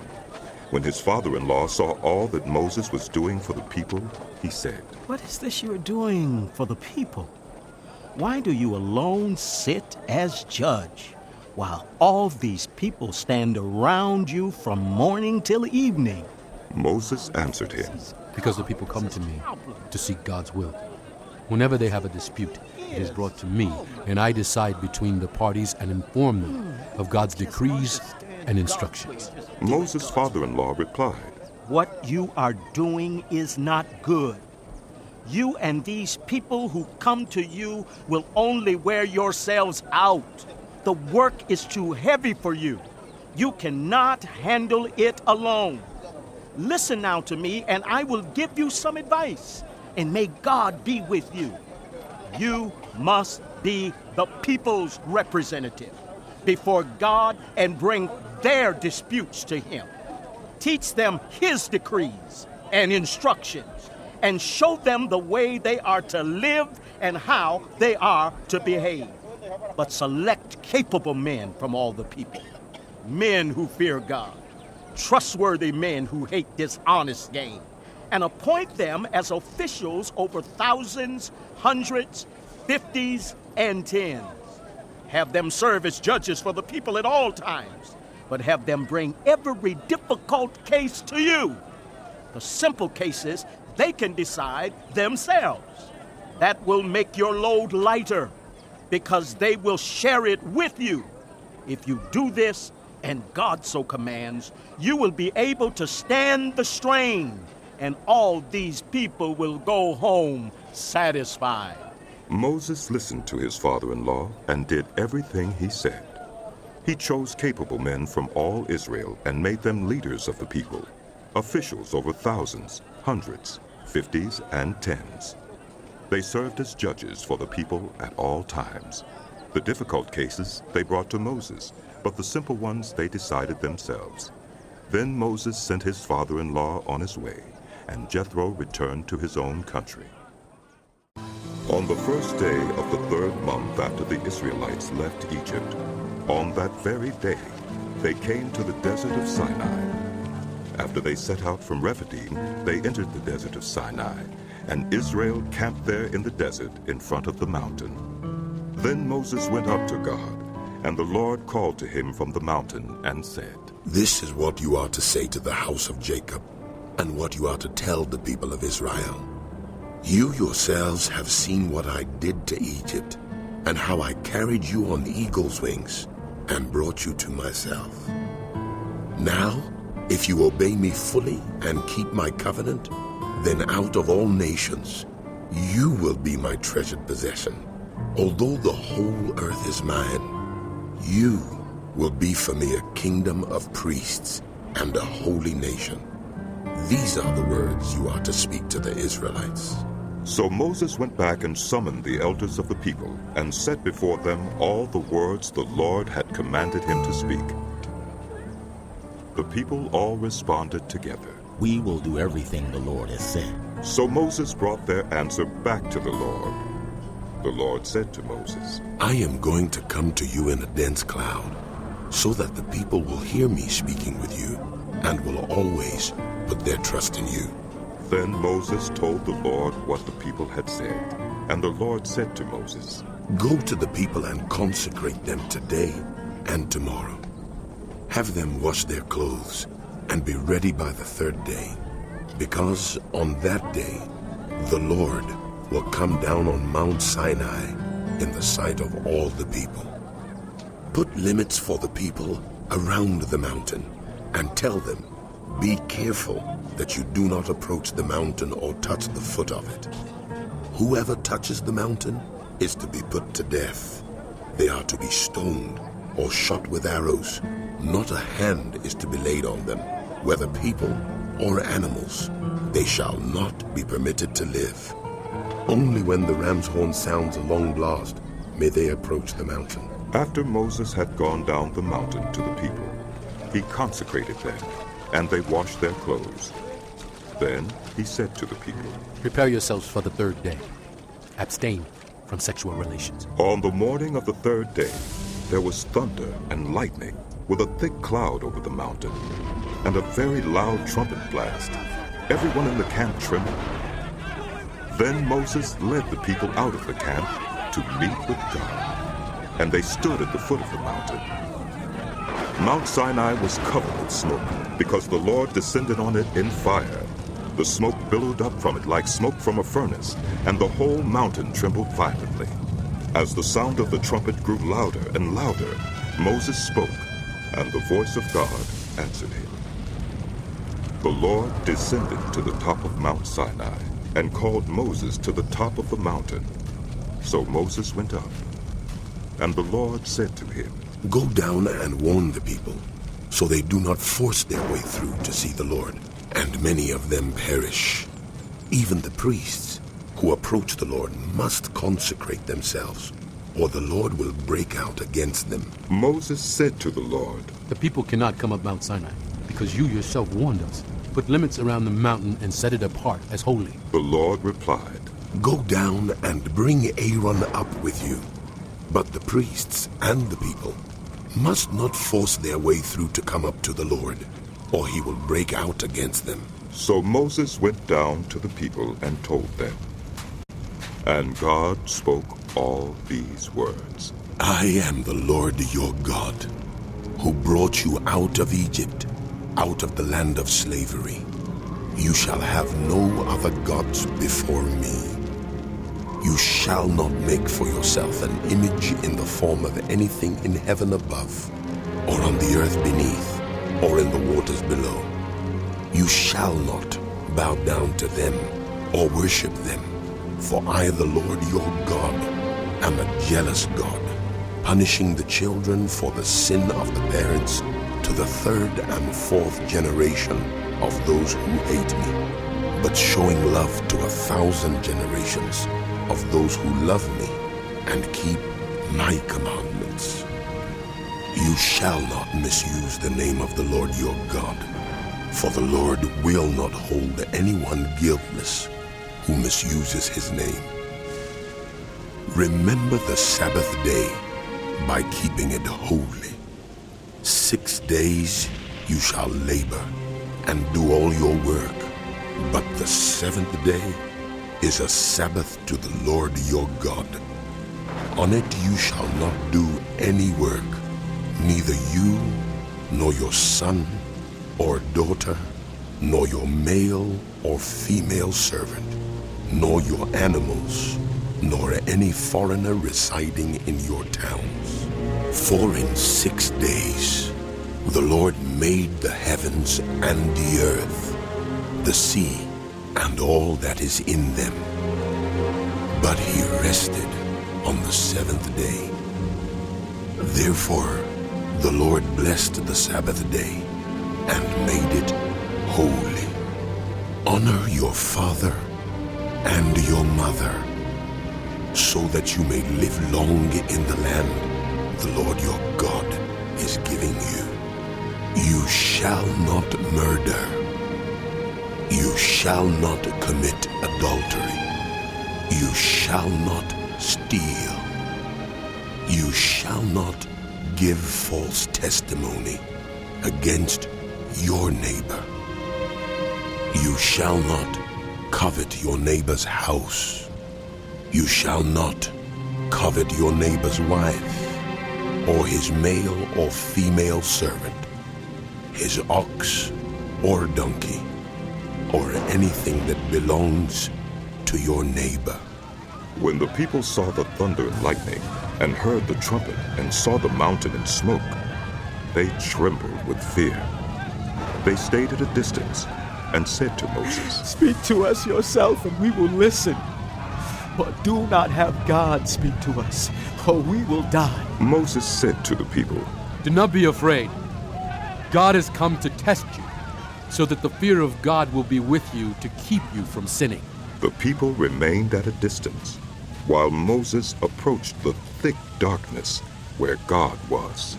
Then the Lord said to Moses, Tell the Israelites this. You have seen for yourselves that I have spoken to you from heaven. Do not make any gods to be alongside me. Do not make for yourselves gods of silver or gods of gold. Make an altar of earth for me and sacrifice on it your burnt offerings and fellowship offerings, your sheep and goats and your cattle. Wherever I cause my name to be honored, I will come to you and bless you. If you make an altar of stones for me, do not build it with dressed stones, for you will defile it if you use a tool on it. And do not go up to my altar on steps, lest your nakedness be exposed on it. These are the laws you are to set before them. If you buy a Hebrew servant, he is to serve you for 6 years. But in the 7th year, he shall go free without paying anything. If he comes alone, he is to go free alone. But if he has a wife when he comes, she is to go with him. If his master gives him a wife, and she bears him sons or daughters, the woman and her children shall belong to her master, and only the man shall go free. But if the servant declares, I love my master, and my wife and children, and do not want to go free, then his master must take him before the judges. He shall take him to the door or the doorpost and pierce his ear with an awl. Then he will be his servant for life. If a man sells his daughter as a servant, she is not to go free as male servants do. If she does not please the master who has selected her for himself, he must let her be redeemed. He has no right to sell her to foreigners, because he has broken faith with her. If he selects her for his son, he must grant her the rights of a daughter. If he marries another woman, he must not deprive the first one of her food, clothing, and marital rights. If he does not provide her with these 3 things, she is to go free without any payment of money. Anyone who strikes someone a fatal blow is to be put to death. However, if it is not done intentionally, but God lets it happen, they are to flee to a place I will designate. But if anyone schemes and kills someone deliberately, that person is to be taken from my altar and put to death. Anyone who attacks their father or mother is to be put to death. Anyone who kidnaps someone is to be put to death, whether the victim has been sold or is still in the kidnapper's possession. Anyone who curses their father or mother is to be put to death. If 2 people quarrel, and one hits the other with a stone or with a fist, and the victim does not die, but is confined to bed, the one who struck the blow will not be held liable if the other can get up and walk around outside with a staff. However, the guilty party must pay the injured person for any loss of time and see that the victim is completely healed. Anyone who beats their male or female slave with a rod must be punished if the slave dies as a direct result. But they are not to be punished if the slave recovers after a day or two, since the slave is their property. If people are fighting and a pregnant woman is hit and gives birth prematurely, but there is no serious injury, the offender must be fined whatever the woman's husband demands and the court allows. But if there is serious injury, you are to take life for life, eye for eye, tooth for tooth, hand for hand, foot for foot, burn for burn, wound for wound, bruise for bruise. An owner who hits a male or female slave in the eye and destroys it must let the slave go free to compensate for the eye. And an owner who knocks out the tooth of a male or female slave must let the slave go free to compensate for the tooth. If a bull gores a man or a woman to death, the bull is to be stoned to death, and its meat must not be eaten, but the owner of the bull will not be held responsible. If, however, the bull has had the habit of goring, and the owner has been warned but has not kept it penned up, and it kills a man or woman, the bull is to be stoned, and its owner also is to be put to death. However, if payment is demanded, the owner's life may be redeemed by the payment of whatever is demanded. This law also applies if the bull gores a son or daughter. If the bull gores a male or female slave, the owner must pay 30 shekels of silver to the master of the slave, and the bull is to be stoned to death. If anyone uncovers a pit or digs one and fails to cover it, and an ox or a donkey falls into it, the one who opened the pit must pay the owner for the loss and take the dead animal in exchange. If anyone's bull injures the bull of another and it dies, the two parties are to sell the live one and divide both the money and the dead animal equally. However, if it was known that the bull had the habit of goring, yet the owner did not keep it penned up, the owner must pay, animal for animal, and take the dead animal in exchange. Whoever steals an ox or a sheep and slaughters it or sells it must pay back 5 head of cattle for the ox and 4 sheep for the sheep. If a thief is caught breaking in and is struck a fatal blow, the defender is not guilty of bloodshed. But if it happens after sunrise, the defender is guilty of bloodshed. Anyone who steals must certainly make restitution, but if they have nothing, they must be sold to pay for their theft. If the stolen animal is found alive in their possession, whether ox or donkey or sheep, they must pay back double.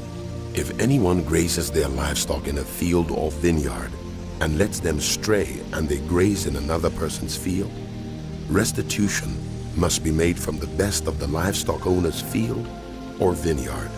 If a fire breaks out and spreads into thorn bushes so that it burns shocks of grain or standing grain or the whole field, the one who started the fire must make restitution. If anyone gives a neighbor silver or goods for safekeeping and they are stolen from the neighbor's house, the thief, if caught, must pay back double. But if the thief is not found, the owner of the house must appear before the judges, and they must determine whether the owner of the house has laid hands on the other person's property. In all cases of illegal possession of an ox, a donkey, a sheep, a garment, or any other lost property about which somebody says, "This is mine," both parties are to bring their cases before the judges. The one whom the judges declare guilty must pay back double to the other. If anyone gives a donkey, an ox, a sheep, or any other animal to a neighbor for safekeeping, and it dies or is injured or is taken away while no one is looking, the issue between them will be settled by the taking of an oath before the Lord that the neighbor did not lay hands on the other person's property. The owner is to accept this, and no restitution is required. But if the animal was stolen from the neighbor, restitution must be made to the owner. If it was torn to pieces by a wild animal, the neighbor shall bring in the remains as evidence and shall not be required to pay for the torn animal. If anyone borrows an animal from a neighbor and it is injured or dies while the owner is not present, restitution must be made. But if the owner is with the animal, the borrower will not have to pay. If the animal was hired, the money paid for the hire covers the loss. If a man seduces a virgin who is not pledged to be married and sleeps with her, he must pay the bride price, and she shall be his wife. If her father absolutely refuses to give her to him, he must still pay the bride price for virgins. Do not allow a sorceress to live. Anyone who has sexual relations with an animal is to be put to death. Whoever sacrifices to any god other than the Lord must be destroyed. Do not mistreat or oppress a foreigner, for you were foreigners in Egypt. Do not take advantage of a widow or an orphan. If you do, and they cry out to me, I will certainly hear their cry. My anger will be aroused, and I will kill you with the sword. Your wives will become widows, and your children fatherless. If you lend money to one of my people among you who is needy, do not treat it like a business deal. Charge no interest. If you take your neighbor's cloak as a pledge, return it by sunset, because that cloak is the only covering your neighbor has. What else can your neighbor sleep in? When he cries out to me, I will hear, for I am compassionate. Do not blaspheme God or curse the ruler of your people. Do not hold back offerings from your granaries or your vats. You must give me the firstborn of your sons. Do the same with your cattle and your sheep. Let them stay with their mothers for 7 days, but give them to me on the 8th day. You are to be my holy people. So do not eat the meat of an animal torn by wild beasts. Throw it to the dogs. Do not spread false reports. Do not help a guilty person by being a malicious witness. Do not follow the crowd in doing wrong. When you give testimony in a lawsuit, do not pervert justice by siding with the crowd, and do not show favoritism to the poor in a lawsuit. If you come across your enemy's ox or donkey wandering off, be sure to return it. If you see the donkey of someone who hates you fallen down under its load, do not leave it there. Be sure you help your enemy with it. Do not deny justice to your poor people in their lawsuits. Have nothing to do with a false charge, and do not put an innocent or honest person to death, for I will not acquit the guilty. Do not accept a bribe, for a bribe blinds those who see and twists the words of the righteous. Do not oppress a foreigner. You yourselves know how it feels to be foreigners, because you were foreigners in Egypt. For 6 years, you are to sow your fields and harvest the crops. But during the 7th year, let the land lie unplowed and unused. Then the poor among your people may get food from it, and the wild animals may eat what they leave. Do the same with your vineyard and your olive grove. 6 days do your work, but on the 7th day do not work, so that your ox and your donkey may rest, and the slave born in your household and the foreigner among you as well may be refreshed. Be careful to do everything I have said to you. Do not invoke the names of other gods. Do not let them be heard on your lips. 3 times a year, You are to celebrate a festival to me. Celebrate the festival of unleavened bread. For 7 days, eat bread made without yeast, as I commanded you. Do this at the appointed time in the month of Aviv. For in that month you came out of Egypt. No one is to appear before me empty-handed. Celebrate the festival of harvest with the first fruits of the crops you sow in your field. Celebrate the festival of ingathering at the end of the year, when you gather in your crops from the field. 3 times a year, all the men are to appear before the sovereign Lord. Do not offer the blood of a sacrifice to me along with anything containing yeast. The fat of my festival offerings must not be kept until morning. Bring the best of the first fruits of your soil to the house of the Lord your God. Do not cook a young goat in its mother's milk. See, I am sending an angel ahead of you to guard you along the way and to bring you to the place I have prepared. Pay attention to him and listen to what he says. Do not rebel against him. He will not forgive your rebellion, since my name is in him. If you listen carefully to what he says and do all that I say, I will be an enemy to your enemies and will oppose those who oppose you. My angel will go ahead of you and bring you into the land of the Amorites, Hittites, Perizzites, Canaanites, Hivites, and Jebusites, and I will wipe them out. Do not bow down before their gods, or worship them, or follow their practices. You must demolish them and break their sacred stones to pieces. Worship the Lord your God, and his blessing will be on your food and water. I will take away sickness from among you, and none will miscarry or be barren in your land. I will give you a full lifespan. I will send my terror ahead of you and throw into confusion every nation you encounter. I will make all your enemies turn their backs and run. I will send the hornet ahead of you to drive the Hivites, Canaanites, and Hittites out of your way. But I will not drive them out in a single year, because the land would become desolate and the wild animals too numerous for you.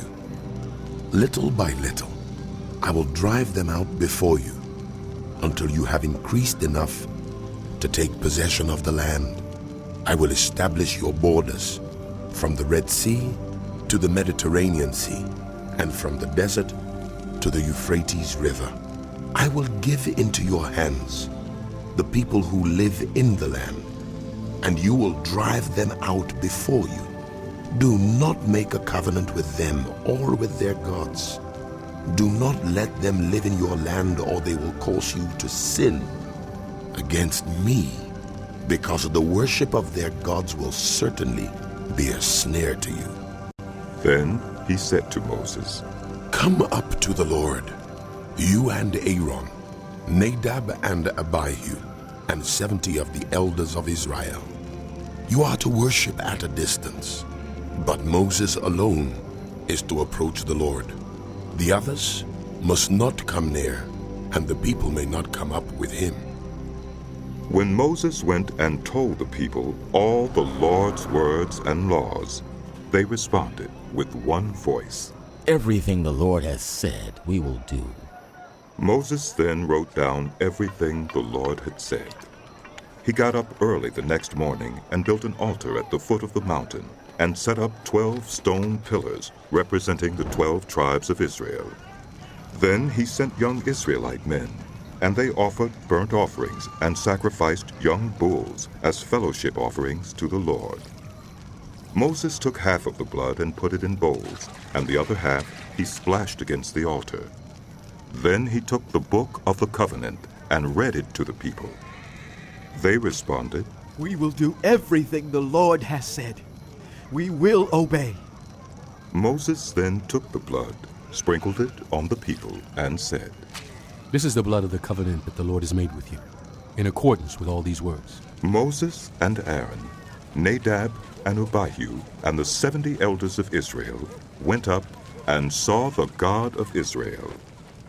Under his feet was something like a pavement made of lapis lazuli, as bright blue as the sky. But God did not raise his hand against these leaders of the Israelites. They saw God, and they ate and drank. The Lord said to Moses, "Come up to me on the mountain, and stay here, and I will give you the tablets of stone with the law and commandments I have written for their instruction." Then Moses set out with Joshua his aide, and Moses went up on the mountain of God. He said to the elders, "Wait here for us until we come back to you. Aaron and Hur are with you, and anyone involved in a dispute can go to them." When Moses went up on the mountain, the cloud covered it, and the glory of the Lord settled on Mount Sinai. For 6 days the cloud covered the mountain, and on the 7th day the Lord called to Moses from within the cloud. To the Israelites, the glory of the Lord looked like a consuming fire on top of the mountain. Then Moses entered the cloud as he went on up the mountain, and he stayed on the mountain 40 days and 40 nights. The Lord said to Moses, "Tell the Israelites to bring me an offering. You are to receive the offering for me from everyone whose heart prompts them to give. These are the offerings you are to receive from them: gold, silver, and bronze, blue, purple, and scarlet yarn, and fine linen, goat hair, ram skins dyed red, and another durable leather, acacia wood, olive oil for the light, spices for the anointing oil and for the fragrant incense, and onyx stones, and other gems to be mounted on the ephod and breastpiece. Then have them make a sanctuary for me, and I will dwell among them. Make this tabernacle and all its furnishings exactly like the pattern I will show you. Have them make an ark of acacia wood, 2½ cubits long, 1.5 cubits wide, and 1.5 cubits high. Overlay it with pure gold, both inside and out, and make a gold molding around it. Cast 4 gold rings for it, and fasten them to its 4 feet, with 2 rings on one side and 2 rings on the other. Then make poles of acacia wood, and overlay them with gold. Insert the poles into the rings on the sides of the ark to carry it. The poles are to remain in the rings of this ark. They are not to be removed. Then put in the ark the tablets of the covenant law, which I will give you. Make an atonement cover of pure gold, 2½ cubits long, and 1.5 cubits wide, and make 2 cherubim out of hammered gold at the ends of the cover. Make 1 cherub on one end, and the 2nd cherub on the other.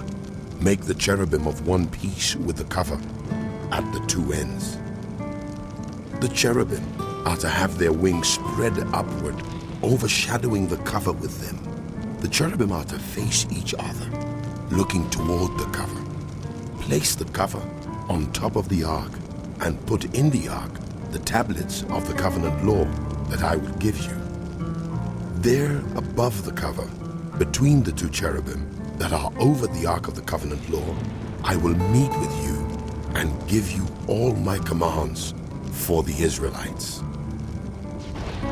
Make a table of acacia wood, 2 cubits long, 1 cubit wide, and 1.5 cubits high. Overlay it with pure gold, and make a gold molding around it. Also make around it a rim 1 handbreadth wide, and put a gold molding on the rim. Make 4 gold rings for the table, and fasten them to the 4 corners where the 4 legs are. The rings are to be close to the rim to hold the poles used in carrying the table. Make the poles of acacia wood. Overlay them with gold and carry the table with them. and make its plates and dishes of pure gold, as well as its pitchers and bowls for the pouring out of offerings.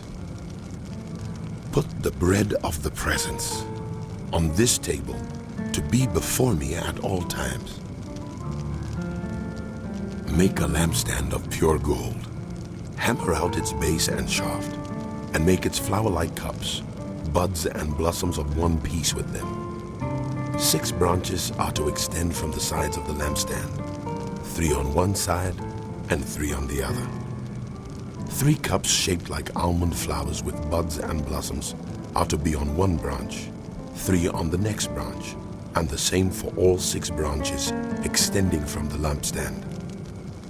And on the lampstand, there are to be 4 cups shaped like almond flowers with buds and blossoms. 1 bud shall be under the first pair of branches extending from the lampstand, a 2nd bud under the 2nd pair, and a 3rd bud under the 3rd pair. 6 branches in all. The buds and branches shall all be of one piece with the lampstand, hammered out of pure gold. Then make it 7 lamps, and set them up on it, so that they light the space in front of it. Its wick trimmers and trays are to be of pure gold. A talent of pure gold is to be used for the lampstand and all these accessories. See that you make them according to the pattern shown you on the mountain. Make the tabernacle with 10 curtains of finely twisted linen, and blue, purple, and scarlet yarn, with cherubim worked into them by skilled hands. All the curtains are to be the same size, 28 cubits long and 4 cubits wide. Join 5 of the curtains together, and do the same with the other 5. Make loops of blue material along the edge of the end curtain in one set, and do the same with the end curtain in the other set. Make 50 loops on one curtain, and 50 loops on the end curtain of the other set, with the loops opposite each other. Then make 50 gold clasps, and use them to fasten the curtains together, so that the tabernacle is a unit. Make curtains of goat hair for the tent over the tabernacle, 11 altogether. All 11 curtains are to be the same size, 30 cubits long and 4 cubits wide. Join 5 of the curtains together into one set, and the other 6 into another set. Fold the 6th curtain double at the front of the tent. Make 50 loops along the edge of the end curtain in one set, and also along the edge of the end curtain in the other set. Then make 50 bronze clasps, and put them in the loops to fasten the tent together as a unit.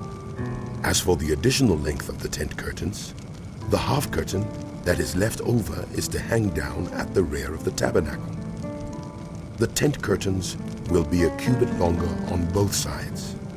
What is left will hang over the sides of the tabernacle so as to cover it. Make for the tent a covering of ram skins dyed red, and over that a covering of the other durable leather. Make upright frames of acacia wood for the tabernacle. Each frame is to be 10 cubits long and 1.5 cubits wide, with 2 projections set parallel to each other. Make all the frames of the tabernacle in this way. Make 20 frames for the south side of the tabernacle, and make 40 silver bases to go under them, 2 bases for each frame, 1 under each projection. For the other side, the north side of the tabernacle, make 20 frames and 40 silver bases, 2 under each frame. Make 6 frames for the far end, that is, the west end of the tabernacle, and make 2 frames for the corners at the far end. At these 2 corners, they must be double from the bottom all the way to the top, and fitted into a single ring. Both shall be like that. So there will be 8 frames and 16 silver bases, 2 under each frame. Also, make crossbars of acacia wood, 5 for the frames on one side of the tabernacle, 5 for those on the other side, and 5 for the frames on the west at the far end of the tabernacle. The center crossbar is to extend from end to end at the middle of the frames. Overlay the frames with gold, and make gold rings to hold the crossbars. Also overlay the crossbars with gold. Set up the tabernacle according to the plans shown you on the mountain. Make a curtain of blue, purple, and scarlet yarn, and finely twisted linen, with cherubim worked into it by skilled hands. Hang it with gold hooks on 4 posts of acacia wood, overlaid with gold, and standing on 4 silver bases. Hang the curtain from the clasps, and place the Ark of the Covenant law behind the curtain. The curtain will separate the holy place from the most holy place. Put the atonement cover on the Ark of the Covenant law in the most holy place. Place the table outside the curtain on the north side of the tabernacle, and put the lampstand opposite it on the south side. For the entrance to the tent, make a curtain of blue, purple, and scarlet yarn and finely twisted linen, the work of an embroiderer. Make gold hooks for this curtain, and 5 posts of acacia wood overlaid with gold, and cast 5 bronze bases for them. Build an altar of acacia wood, 3 cubits high. It is to be square, 5 cubits long, and 5 cubits wide. Make a horn at each of the 4 corners, so that the horns and the altar are of one piece, and overlay the altar with bronze. Make all its utensils of bronze, its pots to remove the ashes, and its shovels, sprinkling bowls, meat forks, and fire pans. Make a grating for it, a bronze network, and make a bronze ring at each of the 4 corners of the network. Put it under the ledge of the altar, so that it is halfway up the altar. Make poles of acacia wood for the altar, and overlay them with bronze. The poles are to be inserted into the rings, so they will be on 2 sides of the altar when it is carried. Make the altar hollow out of boards. It is to be made just as you were shown on the mountain. Make a courtyard for the tabernacle. The south side shall be 100 cubits long, and is to have curtains of finely twisted linen, with 20 posts and 20 bronze bases, and with silver hooks and bands on the posts. The north side shall also be 100 cubits long, and is to have curtains with 20 posts and 20 bronze bases, and with silver hooks and bands on the posts. The west end of the courtyard shall be 50 cubits wide, and have curtains with 10 posts and 10 bases. On the east end, toward the sunrise, the courtyard shall also be 50 cubits wide. Curtains, 15 cubits long, are to be on one side of the entrance, with 3 posts and 3 bases, and curtains 15 cubits long are to be on the other side, with 3 posts and 3 bases. For the entrance to the courtyard, provide a curtain 20 cubits long, of blue, purple, and scarlet yarn, and finely twisted linen, the work of an embroiderer, with 4 posts and 4 bases.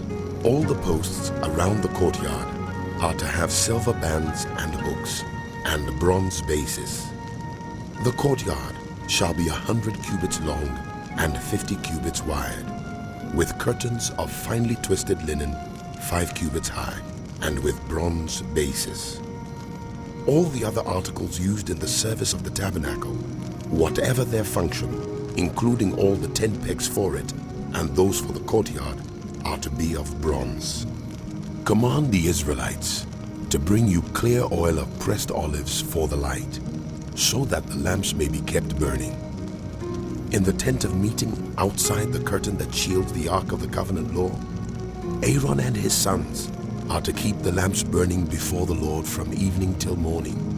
This is to be a lasting ordinance among the Israelites for the generations to come. Have Aaron your brother brought to you from among the Israelites, along with his sons Nadab and Abihu, Eleazar and Ithamar, so they may serve me as priests. Make sacred garments for your brother Aaron, to give him dignity and honor. Tell all the skilled workers to whom I have given wisdom in such matters that they are to make garments for Aaron for his consecration, so he may serve me as priest. These are the garments they are to make: a breastpiece, an ephod, a robe, a woven tunic, a turban, and a sash. They are to make these sacred garments for your brother Aaron and his sons, so they may serve me as priests. Have them use gold and blue, purple, and scarlet yarn and fine linen. Make the ephod of gold and of blue, purple, and scarlet yarn and of finely twisted linen, the work of skilled hands. It is to have 2 shoulder pieces attached to 2 of its corners, so it can be fastened. Its skillfully woven waistband is to be like it, of 1 piece with the ephod, and made with gold, and with blue, purple, and scarlet yarn, and with finely twisted linen. Take 2 onyx stones and engrave on them the names of the sons of Israel, in the order of their birth, 6 names on 1 stone, and the remaining 6 on the other. Engrave the names of the sons of Israel on the 2 stones the way a gem cutter engraves a seal. Then mount the stones in gold filigree settings and fasten them on the shoulder pieces of the ephod as memorial stones for the sons of Israel. Aaron is to bear the names on his shoulders as a memorial before the Lord. Make gold filigree settings and 2 braided chains of pure gold, like a rope, and attach the chains to the settings. Fashion a breastpiece for making decisions, the work of skilled hands. Make it like the ephod, of gold and of blue, purple, and scarlet yarn, and of finely twisted linen. It is to be square, a span long, and a span wide, and folded double. Then mount 4 rows of precious stones on it. The first row shall be carnelian, chrysolite, and beryl. The second row shall be turquoise, lapis lazuli, and emerald. The third row shall be jacinth, agate, and amethyst. The fourth row shall be topaz, onyx, and jasper. Mount them in gold filigree settings. There are to be 12 stones, 1 for each of the names of the sons of Israel, each engraved like a seal, with the name of one of the 12 tribes. For the breastpiece, make braided chains of pure gold, like a rope. Make 2 gold rings for it, and fasten them to 2 corners of the breastpiece. Fasten the 2 gold chains to the rings at the corners of the breastpiece, and the other ends of the chains to the 2 settings, attaching them to the shoulder pieces of the ephod at the front. Make 2 gold rings and attach them to the other 2 corners of the breastpiece, on the inside edge next to the ephod. Make 2 more gold rings and attach them to the bottom of the shoulder pieces on the front of the ephod, close to the seam just above the waistband of the ephod. The rings of the breastpiece are to be tied to the rings of the ephod with blue cord, connecting it to the waistband, so that the breastpiece will not swing out from the ephod. Whenever Aaron enters the holy place, he will bear the names of the sons of Israel over his heart on the breastpiece of decision, as a continuing memorial before the Lord. Also put the Urim and the Thummim in the breastpiece, so they may be over Aaron's heart whenever he enters the presence of the Lord. Thus Aaron will always bear the means of making decisions for the Israelites over his heart before the Lord. Make the robe of the ephod entirely of blue cloth, with an opening for the head in its center. There shall be a woven edge like a collar around this opening, so that it will not tear. Make pomegranates of blue, purple, and scarlet yarn around the hem of the robe, with gold bells between them. The gold bells and the pomegranates are to alternate around the hem of the robe. Aaron must wear it when he ministers. The sound of the bells will be heard when he enters the holy place before the Lord, and when he comes out, so that he will not die. Make a plate of pure gold, and engrave on it as on a seal, "Holy to the Lord." Fasten a blue cord to it, to to attach it to the turban. It is to be on the front of the turban. It will be on Aaron's forehead, and he will bear the guilt involved in the sacred gifts the Israelites consecrate, whatever their gifts may be. It will be on Aaron's forehead continually, so that they will be acceptable to the Lord. Weave the tunic of fine linen, and make the turban of fine linen. The sash is to be the work of an embroiderer. Make tunics, sashes, and caps for Aaron's sons to give them dignity and honor. After you put these clothes on your brother Aaron and his sons, anoint and ordain them. Consecrate them so they may serve me as priests.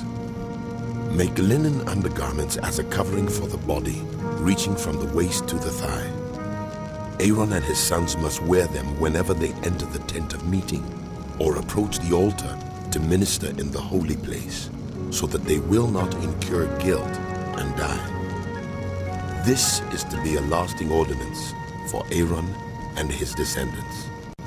This is what you are to do to consecrate them so they may serve me as priests. Take a young bull and 2 rams without defect, and from the finest wheat flour make round loaves without yeast, thick loaves without yeast and with olive oil mixed in, and thin loaves without yeast and brushed with olive oil. Put them in a basket and present them in it, along with the bull and the 2 rams. Then bring Aaron and his sons to the entrance to the tent of meeting and wash them with water. Take the garments and dress Aaron with the tunic, the robe of the ephod itself, and the breastpiece. Fasten the ephod on him by its skillfully woven waistband. Put the turban on his head and attach the sacred emblem to the turban. Take the anointing oil and anoint him by pouring it on his head. Bring his sons and dress them in tunics and fasten caps on them. Then tie sashes on Aaron and his sons. The priesthood is theirs by a lasting ordinance.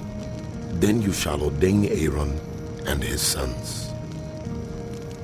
Bring the bull to the front of the tent of meeting, and Aaron and his sons shall lay their hands on its head. Slaughter it in the Lord's presence at the entrance to the tent of meeting. Take some of the bull's blood and put it on the horns of the altar with your finger, and pour out the rest of it at the base of the altar. Then take all the fat on the internal organs, the long lobe of the liver, and both kidneys with the fat on them, and burn them on the altar. But burn the bull's flesh and its hide and its intestines outside the camp. It is a sin offering.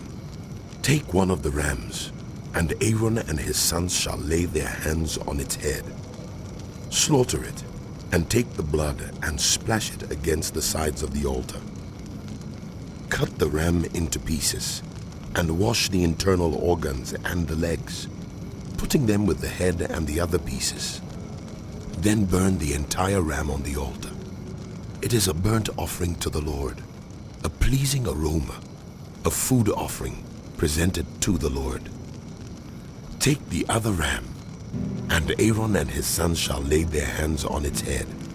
Slaughter it, take some of its blood, and put it on the lobes of the right ears of Aaron and his sons, on the thumbs of their right hands, and on the big toes of their right feet. Then splash blood against the sides of the altar, and take some of the blood on the altar, and some of the anointing oil, and sprinkle it on Aaron and his garments, and on his sons and their garments. Then he and his sons and their garments will be consecrated. Take from this ram the fat tail, the fat on the internal organs, the long lobe of the liver, both kidneys with the fat on them, and the right thigh. This is the ram for the ordination. From the basket of bread made without yeast, which is before the Lord, take 1 round loaf, 1 thick loaf with olive oil mixed in, and 1 thin loaf. Put all these in the hands of Aaron and his sons, and have them wave them before the Lord as a wave offering.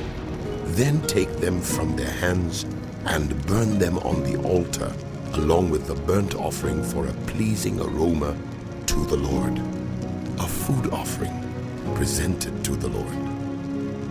After you take the breast of the ram for Aaron's ordination, wave it before the Lord as a wave offering, and it will be your share. Consecrate those parts of the ordination ram that belong to Aaron and his sons, the breast that was waved and the thigh that was presented. This is always to be the perpetual share from the Israelites for Aaron and his sons. It is the contribution the Israelites are to make to the Lord from their fellowship offerings. Aaron's sacred garments will belong to his descendants, so that they can be anointed and ordained in them. The son who succeeds him as priest and comes to the tent of meeting to minister in the holy place is to wear them 7 days. Take the ram for the ordination and cook the meat in a sacred place. At the entrance to the tent of meeting, Aaron and his sons are to eat the meat of the ram and the bread that is in the basket. They are to eat these offerings by which atonement was made for their ordination and consecration. But no one else may eat them, because they are sacred. And if any of the meat of the ordination ram or any bread is left over till morning, burn it up. It must not be eaten, because it is sacred. Do for Aaron and his sons everything I have commanded you, taking 7 days to ordain them. Sacrifice a bull each day as a sin offering to make atonement. Purify the altar by making atonement for it, and anoint it to consecrate it. For 7 days, make atonement for the altar and consecrate it. Then the altar will be most holy, and whatever touches it will be holy. This is what you are to offer on the altar regularly each day. 2 lambs a year old. Offer one in the morning and the other at twilight.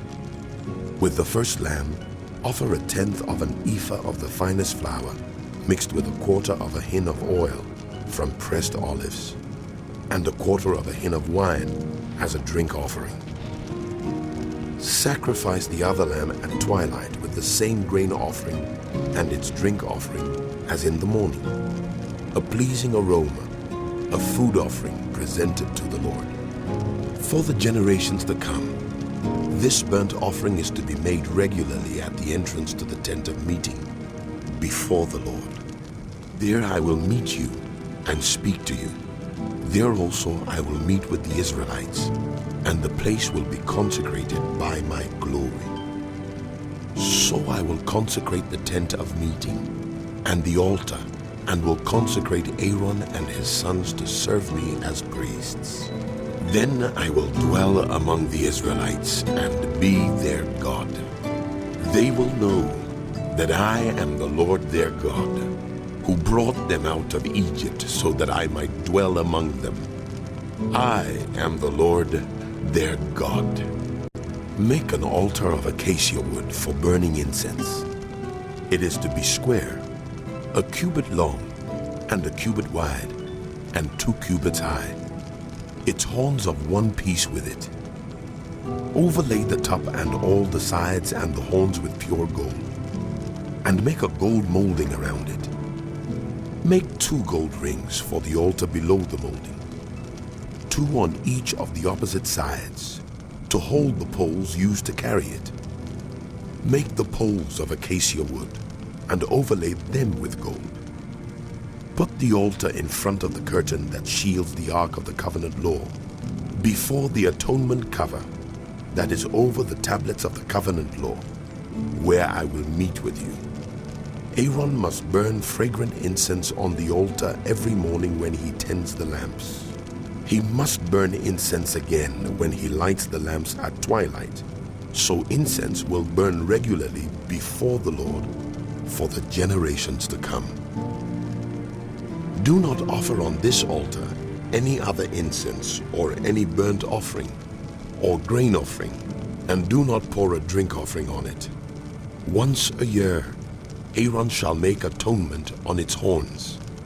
This annual atonement must be made with the blood of the atoning sin offering for the generations to come. It is most holy to the Lord.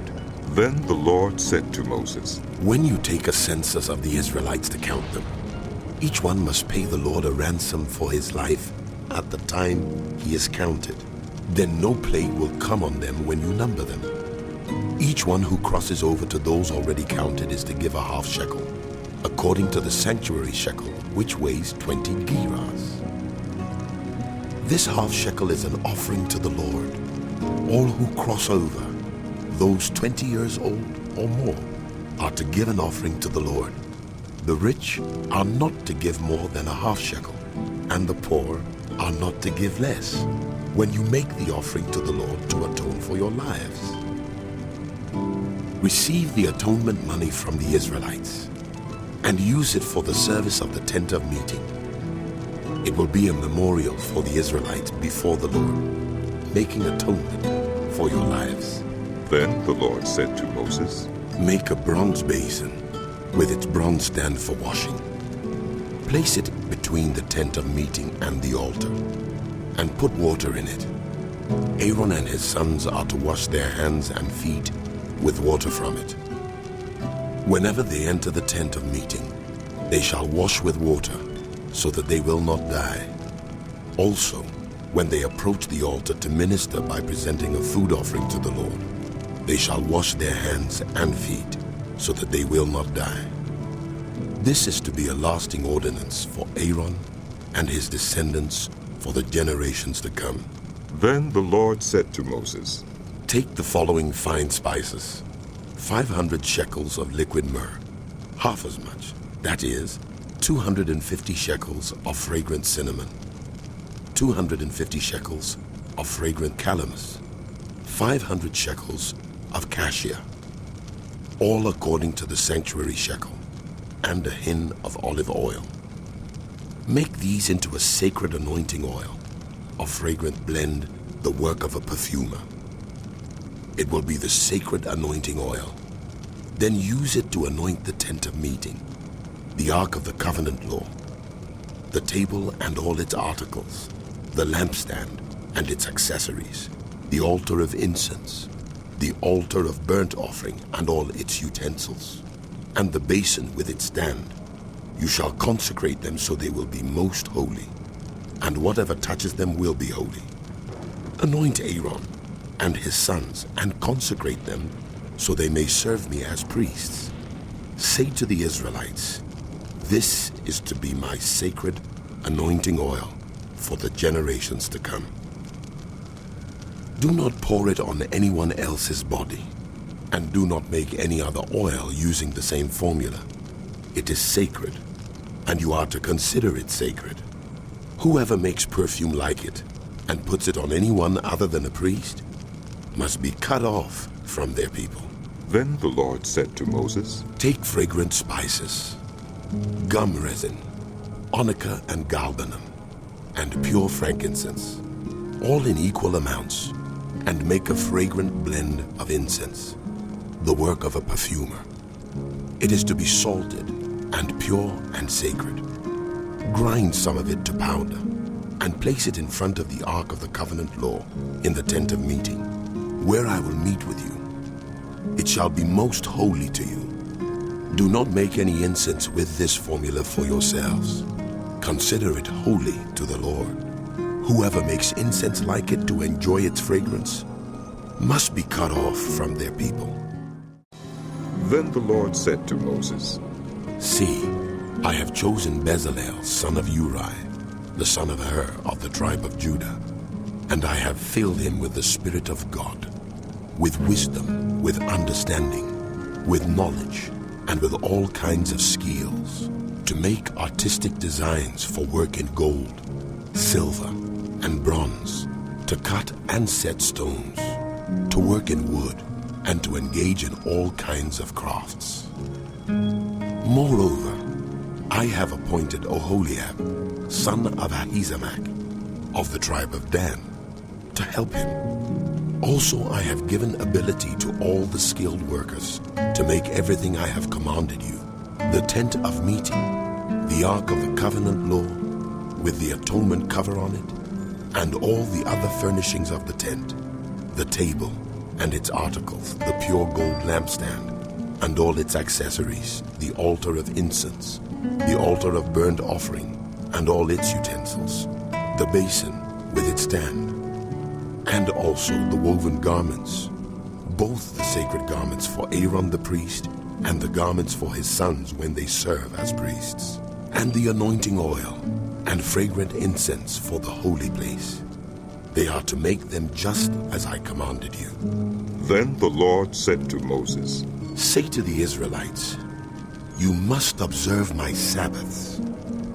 This will be a sign between me and you for the generations to come, so you may know that I am the Lord who makes you holy.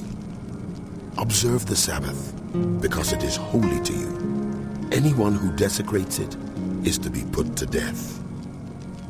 Those who do any work on that day must be cut off from their people. For 6 days work is to be done, but the seventh day is a day of Sabbath rest, holy to the Lord. Whoever does any work on the Sabbath day is to be put to death.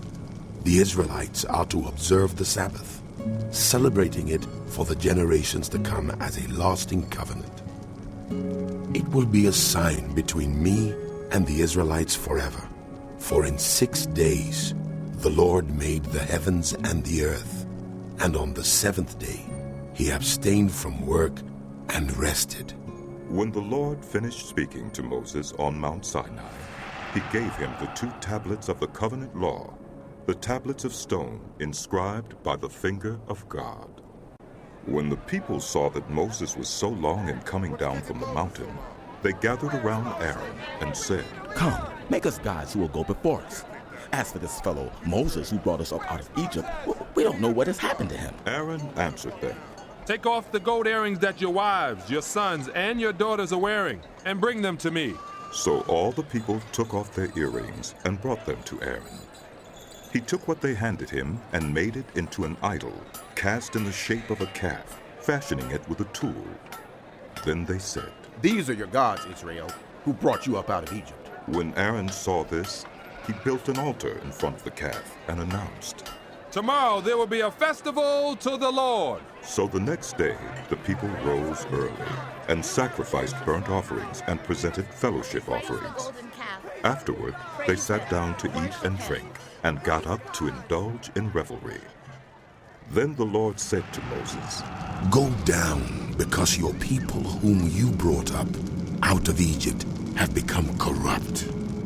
They have been quick to turn away from what I commanded them, and have made themselves an idol cast in the shape of a calf.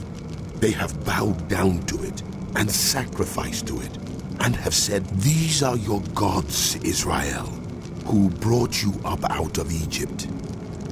I have seen these people, and they are a stiff-necked people. Now leave me alone, so that my anger may burn against them, and that I may destroy them. Then I will make you into a great nation. But Moses sought the favor of the Lord his God. Lord, he said, why should your anger burn against your people, whom you brought out of Egypt with great power and a mighty hand? Why should the Egyptians say, it was with evil intent that he brought them out, to kill them in the mountains and to wipe them off the face of the earth? Turn from your fierce anger. Relent and do not bring disaster on your people. Remember your servants Abraham, Isaac, and Israel, to whom you swore by your own self, I will make your descendants as numerous as the stars in the sky, and I will give your descendants all this land I promised them, and it will be their inheritance forever. Then the Lord relented, and did not bring on his people the disaster he had threatened. Moses turned and went down the mountain with the 2 tablets of the covenant law in his hands.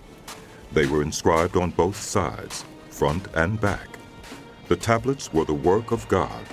The writing was the writing of God, engraved on the tablets.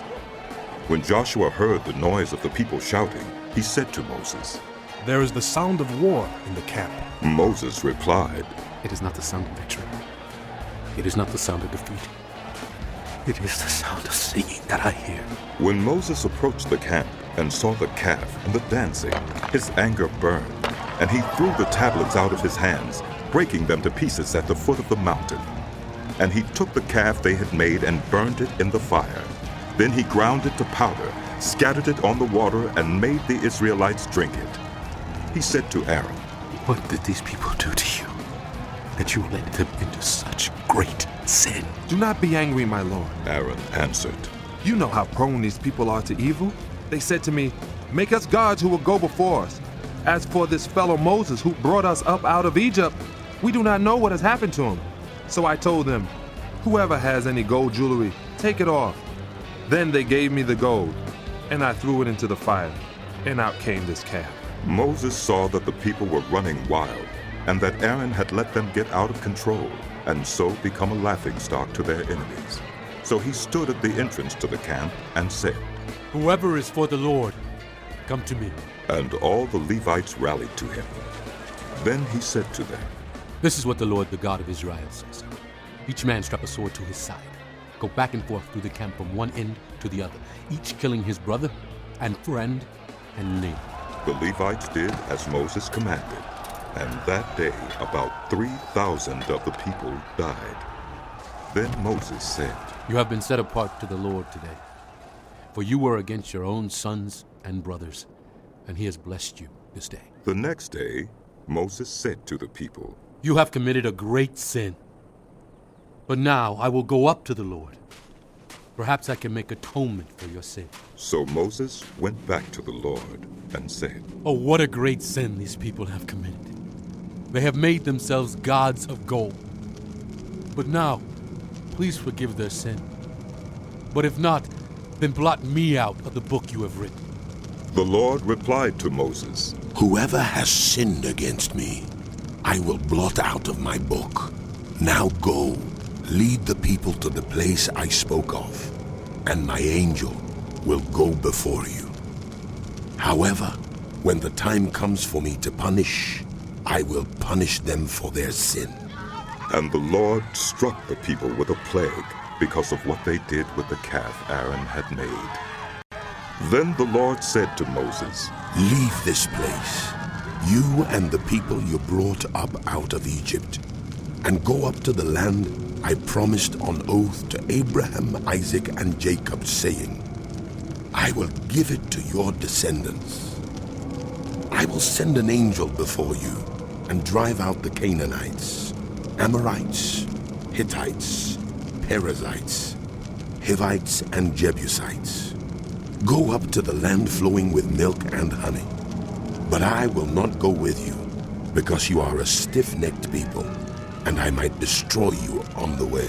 When the people heard these distressing words, they began to mourn, and no one put on any ornaments, for the Lord had said to Moses, "Tell the Israelites, you are a stiff-necked people. If I were to go with you, even for a moment, I might destroy you. Now take off your ornaments, and I will decide what to do with you." So the Israelites stripped off their ornaments at Mount Horeb. Now Moses used to take a tent and pitch it outside the camp some distance away, calling it the Tent of Meeting. Anyone inquiring of the Lord would go to the Tent of Meeting outside the camp. And whenever Moses went out to the tent, all the people rose and stood at the entrances to their tents, watching Moses until he entered the tent. As Moses went into the tent, the pillar of cloud would come down and stay at the entrance while the Lord spoke with Moses. Whenever the people saw the pillar of cloud standing at the entrance to the tent, they all stood and worshipped at the entrances to their tents. The Lord would speak to Moses face to face, as one speaks to a friend. Then Moses would return to the camp, but his young aide Joshua, son of Nun, did not leave the tent. Moses said to the Lord, "You have been telling me, lead these people, but you have not let me know whom you will send with me. You have said, I know you by name, and you have found favor with me. If you are pleased with me, teach me your ways so I may know you and continue to find favor with you. Remember that this nation is your people. The Lord replied, My presence will go with you, and I will give you rest. Then Moses said to him, If your presence does not go with us, do not send us up from here. How will anyone know that you are pleased with me and with your people unless you go with us? What else will distinguish me and your people from all the other people on the face of the earth? And the Lord said to Moses, I will do the very thing you have asked, because I am pleased with you, and I know you by name. Then Moses said, Now show me your glory. And the Lord said, I will cause all my goodness to pass in front of you, and I will proclaim my name, the Lord, in your presence. I will have mercy on whom I will have mercy, and I will have compassion on whom I will have compassion. But, he said, you cannot see my face, for no one may see me and live. Then the Lord said, There is a place near me where you may stand on a rock. When my glory passes by, I will put you in a cleft in the rock and cover you with my hand until I have passed by. Then I will remove my hand, and you will see my back, but my face must not be seen. The Lord said to Moses, Chisel out 2 stone tablets like the first ones, and I will write on them the words that were on the first tablets which you broke. Be ready in the morning, and then come up on Mount Sinai. Present yourself to me there, on top of the mountain. No one is to come with you or be seen anywhere on the mountain. Not even the flocks and herds may graze in front of the mountain. So Moses chiseled out 2 stone tablets like the first ones, and went up Mount Sinai early in the morning, as the Lord had commanded him. And he carried the 2 stone tablets in his hands. Then the Lord came down in the cloud, and stood there with him, and proclaimed his name, the Lord. And he passed in front of Moses, proclaiming, The Lord, the compassionate and gracious God, slow to anger, abounding in love and faithfulness, maintaining love to thousands, and forgiving wickedness, rebellion, and sin. Yet he does not leave the guilty unpunished. He punishes the children and their children for the sin of the parents to the 3rd and 4th generation. Moses bowed to the ground at once and worshipped. Lord, he said, If I have found favor in your eyes, then let the Lord go with us. Although this is a stiff-necked people, forgive our wickedness and our sin, and take us as your inheritance. Then the Lord said, I am making a covenant with you. Before all your people I will do wonders, never before done in any nation in all the world. The people you live among will see how awesome is the work that I, the Lord, will do for you. Obey what I command you today. I will drive out before you the Amorites, Canaanites, Hittites, Perizzites, Hivites, and Jebusites. Be careful not to make a treaty with those who live in the land where you are going, or they will be a snare among you. Break down their altars, smash their sacred stones, and cut down their Asherah poles. Do not worship any other god, for the Lord, whose name is jealous, is a jealous God. Be careful not to make a treaty with those who live in the land, for when they prostitute themselves to their gods and sacrifice to them, they will invite you, and you will eat their sacrifices. And when you choose some of their daughters as wives for your sons, and those daughters prostitute themselves to their gods, they will lead your sons to do the same. Do not make any idols. Celebrate the festival of unleavened bread. For 7 days, eat bread made without yeast, as I commanded you. Do this at the appointed time in the month of Aviv, for in that month you came out of Egypt. The first offspring of every womb belongs to me, including all the firstborn males of your livestock, whether from herd or flock. Redeem the firstborn donkey with a lamb. But if you do not redeem it, break its neck. Redeem all your firstborn sons. No one is to appear before me empty-handed. 6 days you shall labor, but on the 7th day you shall rest. Even during the plowing season and harvest, you must rest. Celebrate the festival of weeks with the first fruits of the wheat harvest, and the festival of ingathering at the turn of the year. 3 times a year, all your men are to appear before the sovereign Lord, the God of Israel. I will drive out nations before you and enlarge your territory, and no one will covet your land when you go up 3 times each year to appear before the Lord your God. Do not offer the blood of a sacrifice to me along with anything containing yeast, and do not let any of the sacrifice from the Passover festival remain until morning. Bring the best of the first fruits of your soil to the house of the Lord your God. Do not cook a young goat in its mother's milk. Then the Lord said to Moses, Write down these words, for in accordance with these words, I have made a covenant with you and with Israel. Moses was there with the Lord 40 days and 40 nights without eating bread or drinking water. And he wrote on the tablets the words of the covenant, the 10 Commandments. When Moses came down from Mount Sinai with the 2 tablets of the covenant law in his hands, he was not aware that his face was radiant because he had spoken with the Lord. When Aaron and all the Israelites saw Moses, his face was radiant, and they were afraid to come near him. But Moses called to them, so Aaron and all the leaders of the community came back to him, and he spoke to them.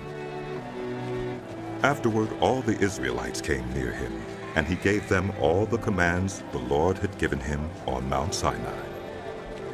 When Moses finished speaking to them, he put a veil over his face. But whenever he entered the Lord's presence to speak with him, he removed the veil until he came out.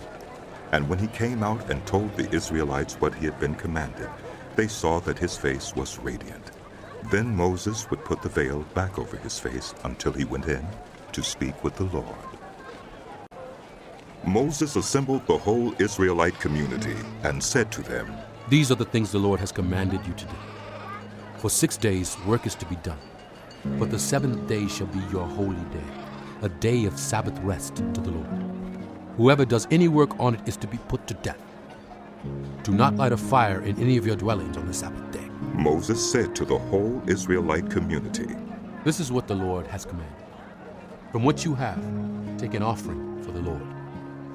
Everyone who is willing is to bring to the Lord an offering of gold, silver, and bronze, blue, purple, and scarlet yarn, and fine linen, goat hair, ram skins dyed red, and another durable leather, acacia wood, olive oil for the light, spices for the anointing oil, and for the fragrant incense, and onyx stones and other gems to be mounted on the ephod and breastpiece. All who are skilled among you are to come and make everything the Lord has commanded. The tabernacle with its tent and its covering, clasps, frames, crossbars, posts, and bases. The ark with its poles and the atonement cover, and the curtain that shields it. The table with its poles and all its articles, and the bread of the presence. The lampstand that is for light with its accessories. Lamps and oil for the light. The altar of incense with its poles, the anointing oil and the fragrant incense. The curtain for the doorway at the entrance to the tabernacle. The altar of burnt offering with its bronze grating, its poles, and all its utensils. The bronze basin with its stand. The curtains of the courtyard with its posts and bases. And the curtain for the entrance to the courtyard. The tent pegs for the tabernacle and for the courtyard. And their ropes, the woven garments worn for ministry in the sanctuary.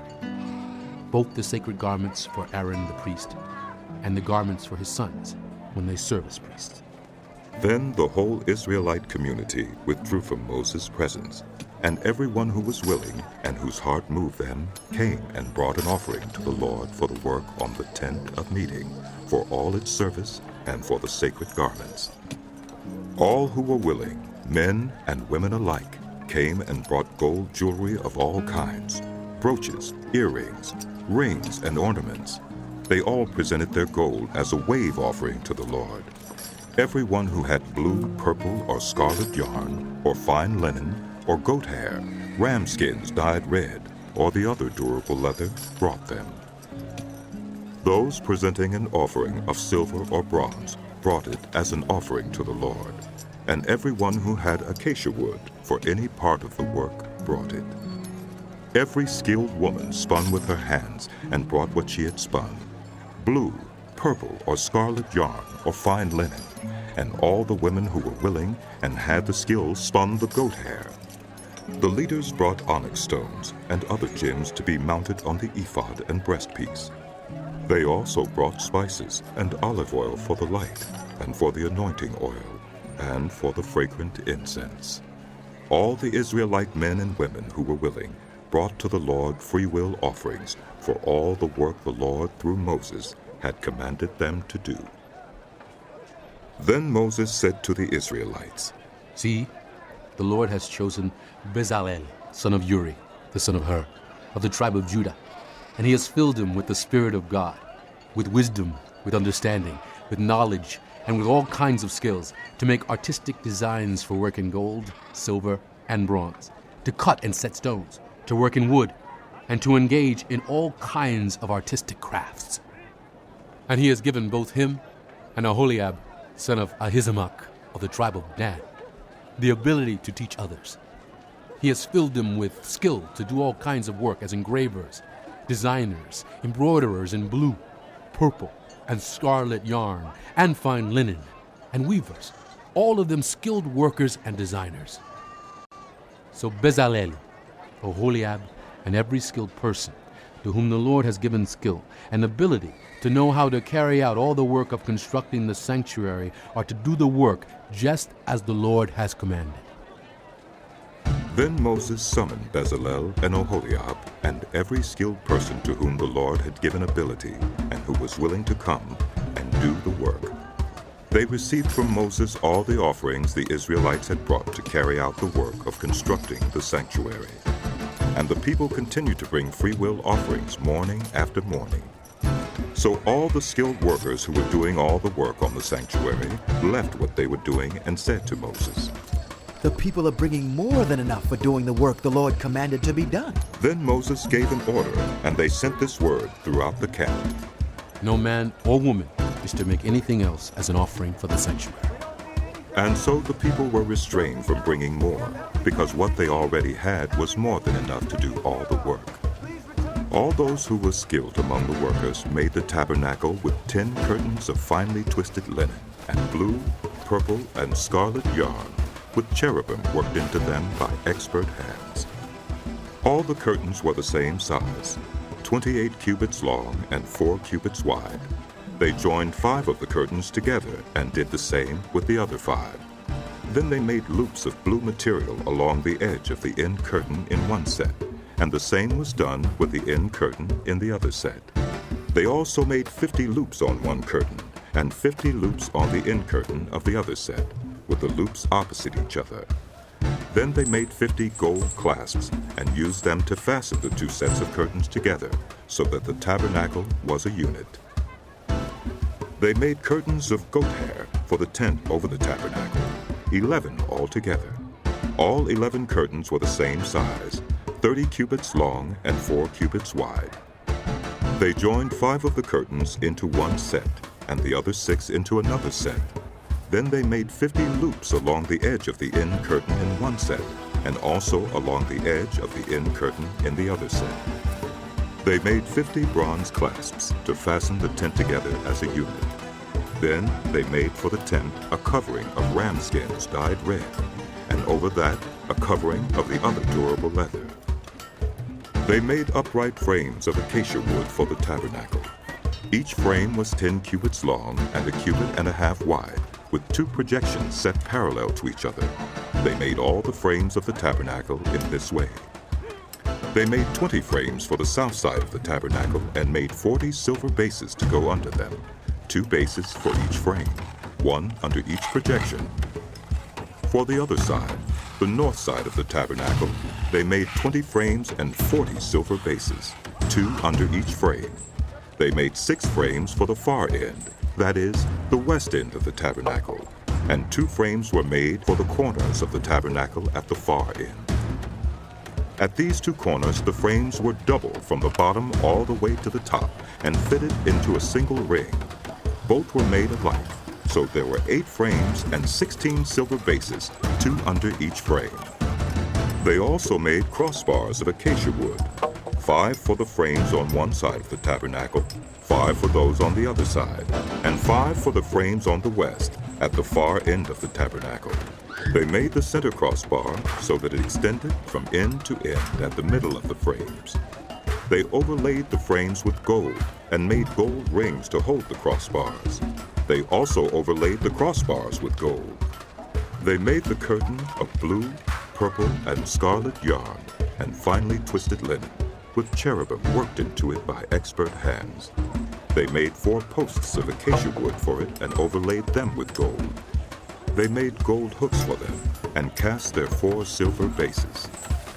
For the entrance to the tent, they made a curtain of blue, purple, and scarlet yarn and finely twisted linen, the work of an embroiderer, and they made 5 posts with hooks for them. They overlaid the tops of the posts and their bands with gold and made their 5 bases of bronze. Bezalel made the ark of acacia wood, 2½ cubits long, 1 cubit and a half wide, and 1 cubit and a half high. He overlaid it with pure gold, both inside and out, and made a gold molding around it. He cast 4 gold rings for it and fastened them to its 4 feet, with 2 rings on one side and 2 rings on the other. Then he made poles of acacia wood and overlaid them with gold. And he inserted the poles into the rings on the sides of the ark to carry it. He made the atonement cover of pure gold, 2½ cubits long and 1½ cubits wide. Then he made 2 cherubim out of hammered gold at the ends of the cover. He made 1 cherub on one end and the 2nd cherub on the other. At the 2 ends he made them of one piece with the cover. The cherubim had their wings spread upward, overshadowing the cover with them. The cherubim faced each other, looking toward the cover. They made the table of acacia wood, 2 cubits long, 1 cubit wide, and 1½ cubits high. Then they overlaid it with pure gold and made a gold molding around it. They also made around it a rim, a handbreadth wide, and put a gold molding on the rim. They cast 4 gold rings for the table and fastened them to the 4 corners, where the 4 legs were.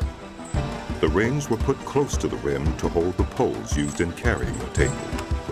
The poles for carrying the table were made of acacia wood and were overlaid with gold. And they made from pure gold the articles for the table, its plates and dishes and bowls, and its pitchers for the pouring out of drink offerings. They made the lampstand of pure gold. They hammered out its base and shaft and made its flower-like cups, buds, and blossoms of one piece with them. 6 branches extended from the sides of the lampstand, 3 on one side and 3 on the other. 3 cups shaped like almond flowers with buds and blossoms were on one branch, 3 on the next branch, and the same for all 6 branches extending from the lampstand. And on the lampstand were 4 cups shaped like almond flowers with buds and blossoms. 1 bud was under the first pair of branches extending from the lampstand, a 2nd bud under the 2nd pair, and a 3rd bud under the 3rd pair. 6 branches in all. The buds and the branches were all of one piece with the lampstand, hammered out of pure gold. They made its 7 lamps, as well as its wick trimmers and trays of pure gold. They made the lampstand and all its accessories from 1 talent of pure gold. They made the altar of incense out of acacia wood. It was square, 1 cubit long and 1 cubit wide, and 2 cubits high, its horns of one piece with it. They overlaid the top and all the sides and the horns with pure gold and made a gold molding around it. They made 2 gold rings below the molding, 2 on each of the opposite sides, to hold the poles used to carry it. They made the poles of acacia wood and overlaid them with gold. They also made the sacred anointing oil and the pure fragrant incense, the work of a perfumer. They built the altar of burnt offering of acacia wood, 3 cubits high. It was square, 5 cubits long and 5 cubits wide. They made a horn at each of the 4 corners, so that the horns and the altar were of one piece, and they overlaid the altar with bronze. They made all its utensils of bronze, its pots, shovels, sprinkling bowls, meat forks, and fire pans. They made a grating for the altar, a bronze network to be under its ledge, halfway up the altar. They cast bronze rings to hold the poles for the 4 corners of the bronze grating. They made the poles of acacia wood and overlaid them with bronze. They inserted the poles into the rings so they would be on the sides of the altar for carrying it. They made it hollow out of boards. They made the bronze basin and its bronze stand from the mirrors of the women who served at the entrance to the tent of meeting. Next, they made the courtyard. The south side was 100 cubits long and had curtains of finely twisted linen, with 20 posts and 20 bronze bases, and with silver hooks and bands on the posts. The north side was also 100 cubits long and had 20 posts and 20 bronze bases, with silver hooks and bands on the posts. The west end was 50 cubits wide and had curtains, with 10 posts and 10 bases, with silver hooks and bands on the posts. The east end, toward the sunrise, was also 50 cubits wide. Curtains 15 cubits long were on one side of the entrance, with 3 posts and 3 bases, and curtains 15 cubits long were on the other side of the entrance to the courtyard, with 3 posts and 3 bases. All the curtains around the courtyard were of finely twisted linen. The bases for the posts were bronze. The hooks and bands on the posts were silver, and their tops were overlaid with silver, so all the posts of the courtyard had silver bands. The curtain for the entrance to the courtyard was of blue, purple, and scarlet yarn and finely twisted linen, the work of an embroiderer. It was 20 cubits long, and like the curtains of the courtyard, 5 cubits high, with 4 posts and 4 bronze bases. Their hooks and bands were silver, and their tops were overlaid with silver. All the tent pegs of the tabernacle and of the surrounding courtyard were bronze. These are the amounts of the materials used for the tabernacle of the covenant law, which were recorded at Moses' command by the Levites under the direction of Ithamar, son of Aaron, the priest. Bezalel, son of Uri, the son of Hur of the tribe of Judah, made everything the Lord commanded Moses. With him was Oholiab, son of Ahisamach of the tribe of Dan, an engraver and designer, and an embroiderer in blue, purple, and scarlet yarn, and fine linen. The total amount of the gold from the wave offering used for all the work on the sanctuary was 29 talents and 730 shekels, according to the sanctuary shekel. The silver obtained from those of the community who were counted in the census was 100 talents and 1,775 shekels, according to the sanctuary shekel. 1 beka per person, that is, half a shekel, according to the sanctuary shekel, from everyone who had crossed over to those counted, 20 years old or more, a total of 603,550 men. The 100 talents of silver were used to cast the bases for the sanctuary and for the curtain. 100 bases from the 100 talents, 1 talent for each base. They used the 1,775 shekels to make the hooks for the posts, to overlay the tops of the posts, and to make their bands. The bronze from the wave offering was 70 talents and 2,400 shekels. They used it to make the bases for the entrance to the tent of meeting, the bronze altar with its bronze grating and all its utensils, the bases for the surrounding courtyard and those for its entrance, and all the tent pegs for the tabernacle and those for the surrounding courtyard. From the blue, purple, and scarlet yarn, they made woven garments for ministering in the sanctuary. They also made sacred garments for Aaron, as the Lord commanded Moses. They made the ephod of gold, and of blue, purple, and scarlet yarn, and of finely twisted linen. They hammered out thin sheets of gold, and cut strands to be worked into the blue, purple, and scarlet yarn and fine linen, the work of skilled hands. They made shoulder pieces for the ephod, which were attached to 2 of its corners, so it could be fastened. Its skillfully woven waistband was like it, of one piece with the ephod, and made with gold, and with blue, purple, and scarlet yarn, and with finely twisted linen, as the Lord commanded Moses. They mounted the onyx stones in gold filigree settings and engraved them like a seal with the names of the sons of Israel. Then they fastened them on the shoulder pieces of the ephod as memorial stones for the sons of Israel, as the Lord commanded Moses. They fashioned the breastpiece, the work of a skilled craftsman. They made it like the ephod, of gold, and of blue, purple, and scarlet yarn, and of finely twisted linen. It was square, a span long and a span wide, and folded double. Then they mounted 4 rows of precious stones on it. The first row was carnelian, chrysolite, and beryl. The second row was turquoise, lapis lazuli, and emerald. The third row was jacinth, agate, and amethyst. The fourth row was topaz, onyx, and jasper. They were mounted in gold filigree settings. There were 12 stones, one for each of the names of the sons of Israel, each engraved like a seal with the name of one of the 12 tribes. For the breastpiece, they made braided chains of pure gold like a rope. They made 2 gold filigree settings and 2 gold rings, and fastened the rings to 2 of the corners of the breastpiece.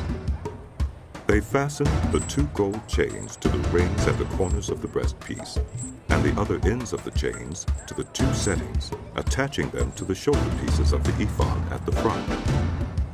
They made 2 gold rings and attached them to the other 2 corners of the breastpiece on the inside edge, next to the ephod.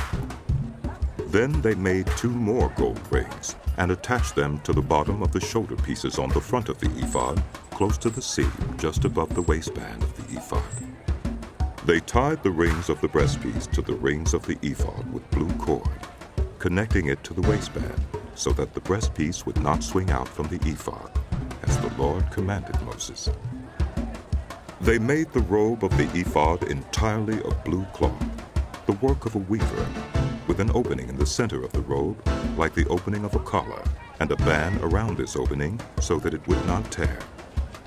They made pomegranates of blue, purple, and scarlet yarn, and finely twisted linen around the hem of the robe. And they made bells of pure gold, and attached them around the hem between the pomegranates. The bells and pomegranates alternated around the hem of the robe to be worn for ministering, as the Lord commanded Moses. For Aaron and his sons, they made tunics of fine linen, the work of a weaver, and the turban of fine linen, the linen caps, and the undergarments of finely twisted linen. The sash was of finely twisted linen and blue, purple, and scarlet yarn, the work of an embroiderer, as the Lord commanded Moses. They made the plate, the sacred emblem, out of pure gold, and engraved on it, like an inscription on a seal, "Holy to the Lord." Then they fastened a blue cord to it to attach it to the turban, as the Lord commanded Moses. So all the work on the tabernacle, the tent of meeting, was completed. The Israelites did everything just as the Lord commanded Moses. Then they brought the tabernacle to Moses, the tent and all its furnishings, its clasps, frames, crossbars, posts and bases, the covering of ram skins dyed red, and the covering of another durable leather, and the shielding curtain, the Ark of the Covenant law with its poles and the atonement cover, the table with all its articles, and the bread of the presence, the pure gold lampstand with its row of lamps and all its accessories, and the oil for the light, the gold altar, the anointing oil, the fragrant incense, and the curtain for the entrance to the tent, the bronze altar with its bronze grating, its poles and all its utensils, the basin with its stand, the curtains of the courtyard with its posts and bases, and the curtain for the entrance to the courtyard, the ropes and tent pegs for the courtyard, all the furnishings for the tabernacle, the tent of meeting, and the woven garments worn for ministering in the sanctuary, both the sacred garments for Aaron the priest and the garments for his sons when serving as priests. The Israelites had done all the work, just as the Lord had commanded Moses. Moses inspected the work and saw that they had done it just as the Lord had commanded. So Moses blessed them. Then the Lord said to Moses, "Set up the tabernacle, the tent of meeting, on the first day of the first month. Place the ark of the covenant law in it, and shield the ark with the curtain. Bring in the table and set out what belongs on it. Then bring in the lampstand and set up its lamps. Place the gold altar of incense in front of the ark of the covenant law, and put the curtain at the entrance to the tabernacle. Place the altar of burnt offering in front of the entrance to the tabernacle, the tent of meeting. Place the basin between the tent of meeting and the altar and put water in it. Set up the courtyard around it and put the curtain at the entrance to the courtyard. Take the anointing oil and anoint the tabernacle and everything in it. Consecrate it and all its furnishings, and it will be holy. Then anoint the altar of burnt offering and all its utensils. Consecrate the altar, and it will be most holy. Anoint the basin and its stand, and consecrate them. Bring Aaron and his sons to the entrance to the tent of meeting, and wash them with water. Then dress Aaron in the sacred garments. Anoint him, and consecrate him, so he may serve me as priest. Bring his sons, and dress them in tunics. Anoint them just as you anointed their father, so they may serve me as priests. Their anointing will be to a priesthood that will continue throughout their generations." Moses did everything just as the Lord commanded him. So the tabernacle was set up on the first day of the first month in the second year. When Moses set up the tabernacle, he put the bases in place, erected the frames, inserted the crossbars, and set up the posts. Then he spread the tent over the tabernacle and put the covering over the tent, as the Lord commanded him. He took the tablets of the covenant law and placed them in the ark, attached the poles to the ark, and put the atonement cover over it. Then he brought the ark into the tabernacle and hung the shielding curtain and shielded the ark of the covenant law, as the Lord commanded him. Moses placed the table in the tent of meeting on the north side of the tabernacle outside the curtain, and set out the bread on it before the Lord, as the Lord commanded him. He placed the lampstand in the tent of meeting opposite the table on the south side of the tabernacle, and set up the lamps before the Lord, as the Lord commanded him. Moses placed the gold altar in the tent of meeting in front of the curtain and burned fragrant incense on it, as the Lord commanded him. Then he put up the curtain at the entrance to the tabernacle. He set the altar of burnt offering near the entrance to the tabernacle, the tent of meeting, and offered on it burnt offerings and grain offerings, as the Lord commanded him. He placed the basin between the tent of meeting and the altar, and put water in it for washing. And Moses and Aaron and his sons used it to wash their hands and feet. They washed whenever they entered the tent of meeting or approached the altar, as the Lord commanded Moses. Then Moses set up the courtyard around the tabernacle and altar, and put up the curtain at the entrance to the courtyard. And so Moses finished the work. Then the cloud covered the tent of meeting, and the glory of the Lord filled the tabernacle.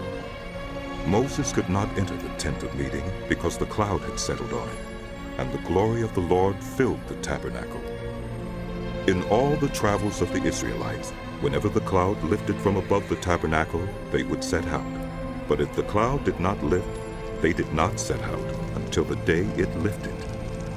So the cloud of the Lord was over the tabernacle by day, and fire was in the cloud by night in the sight of all the house of Israel during all their travels.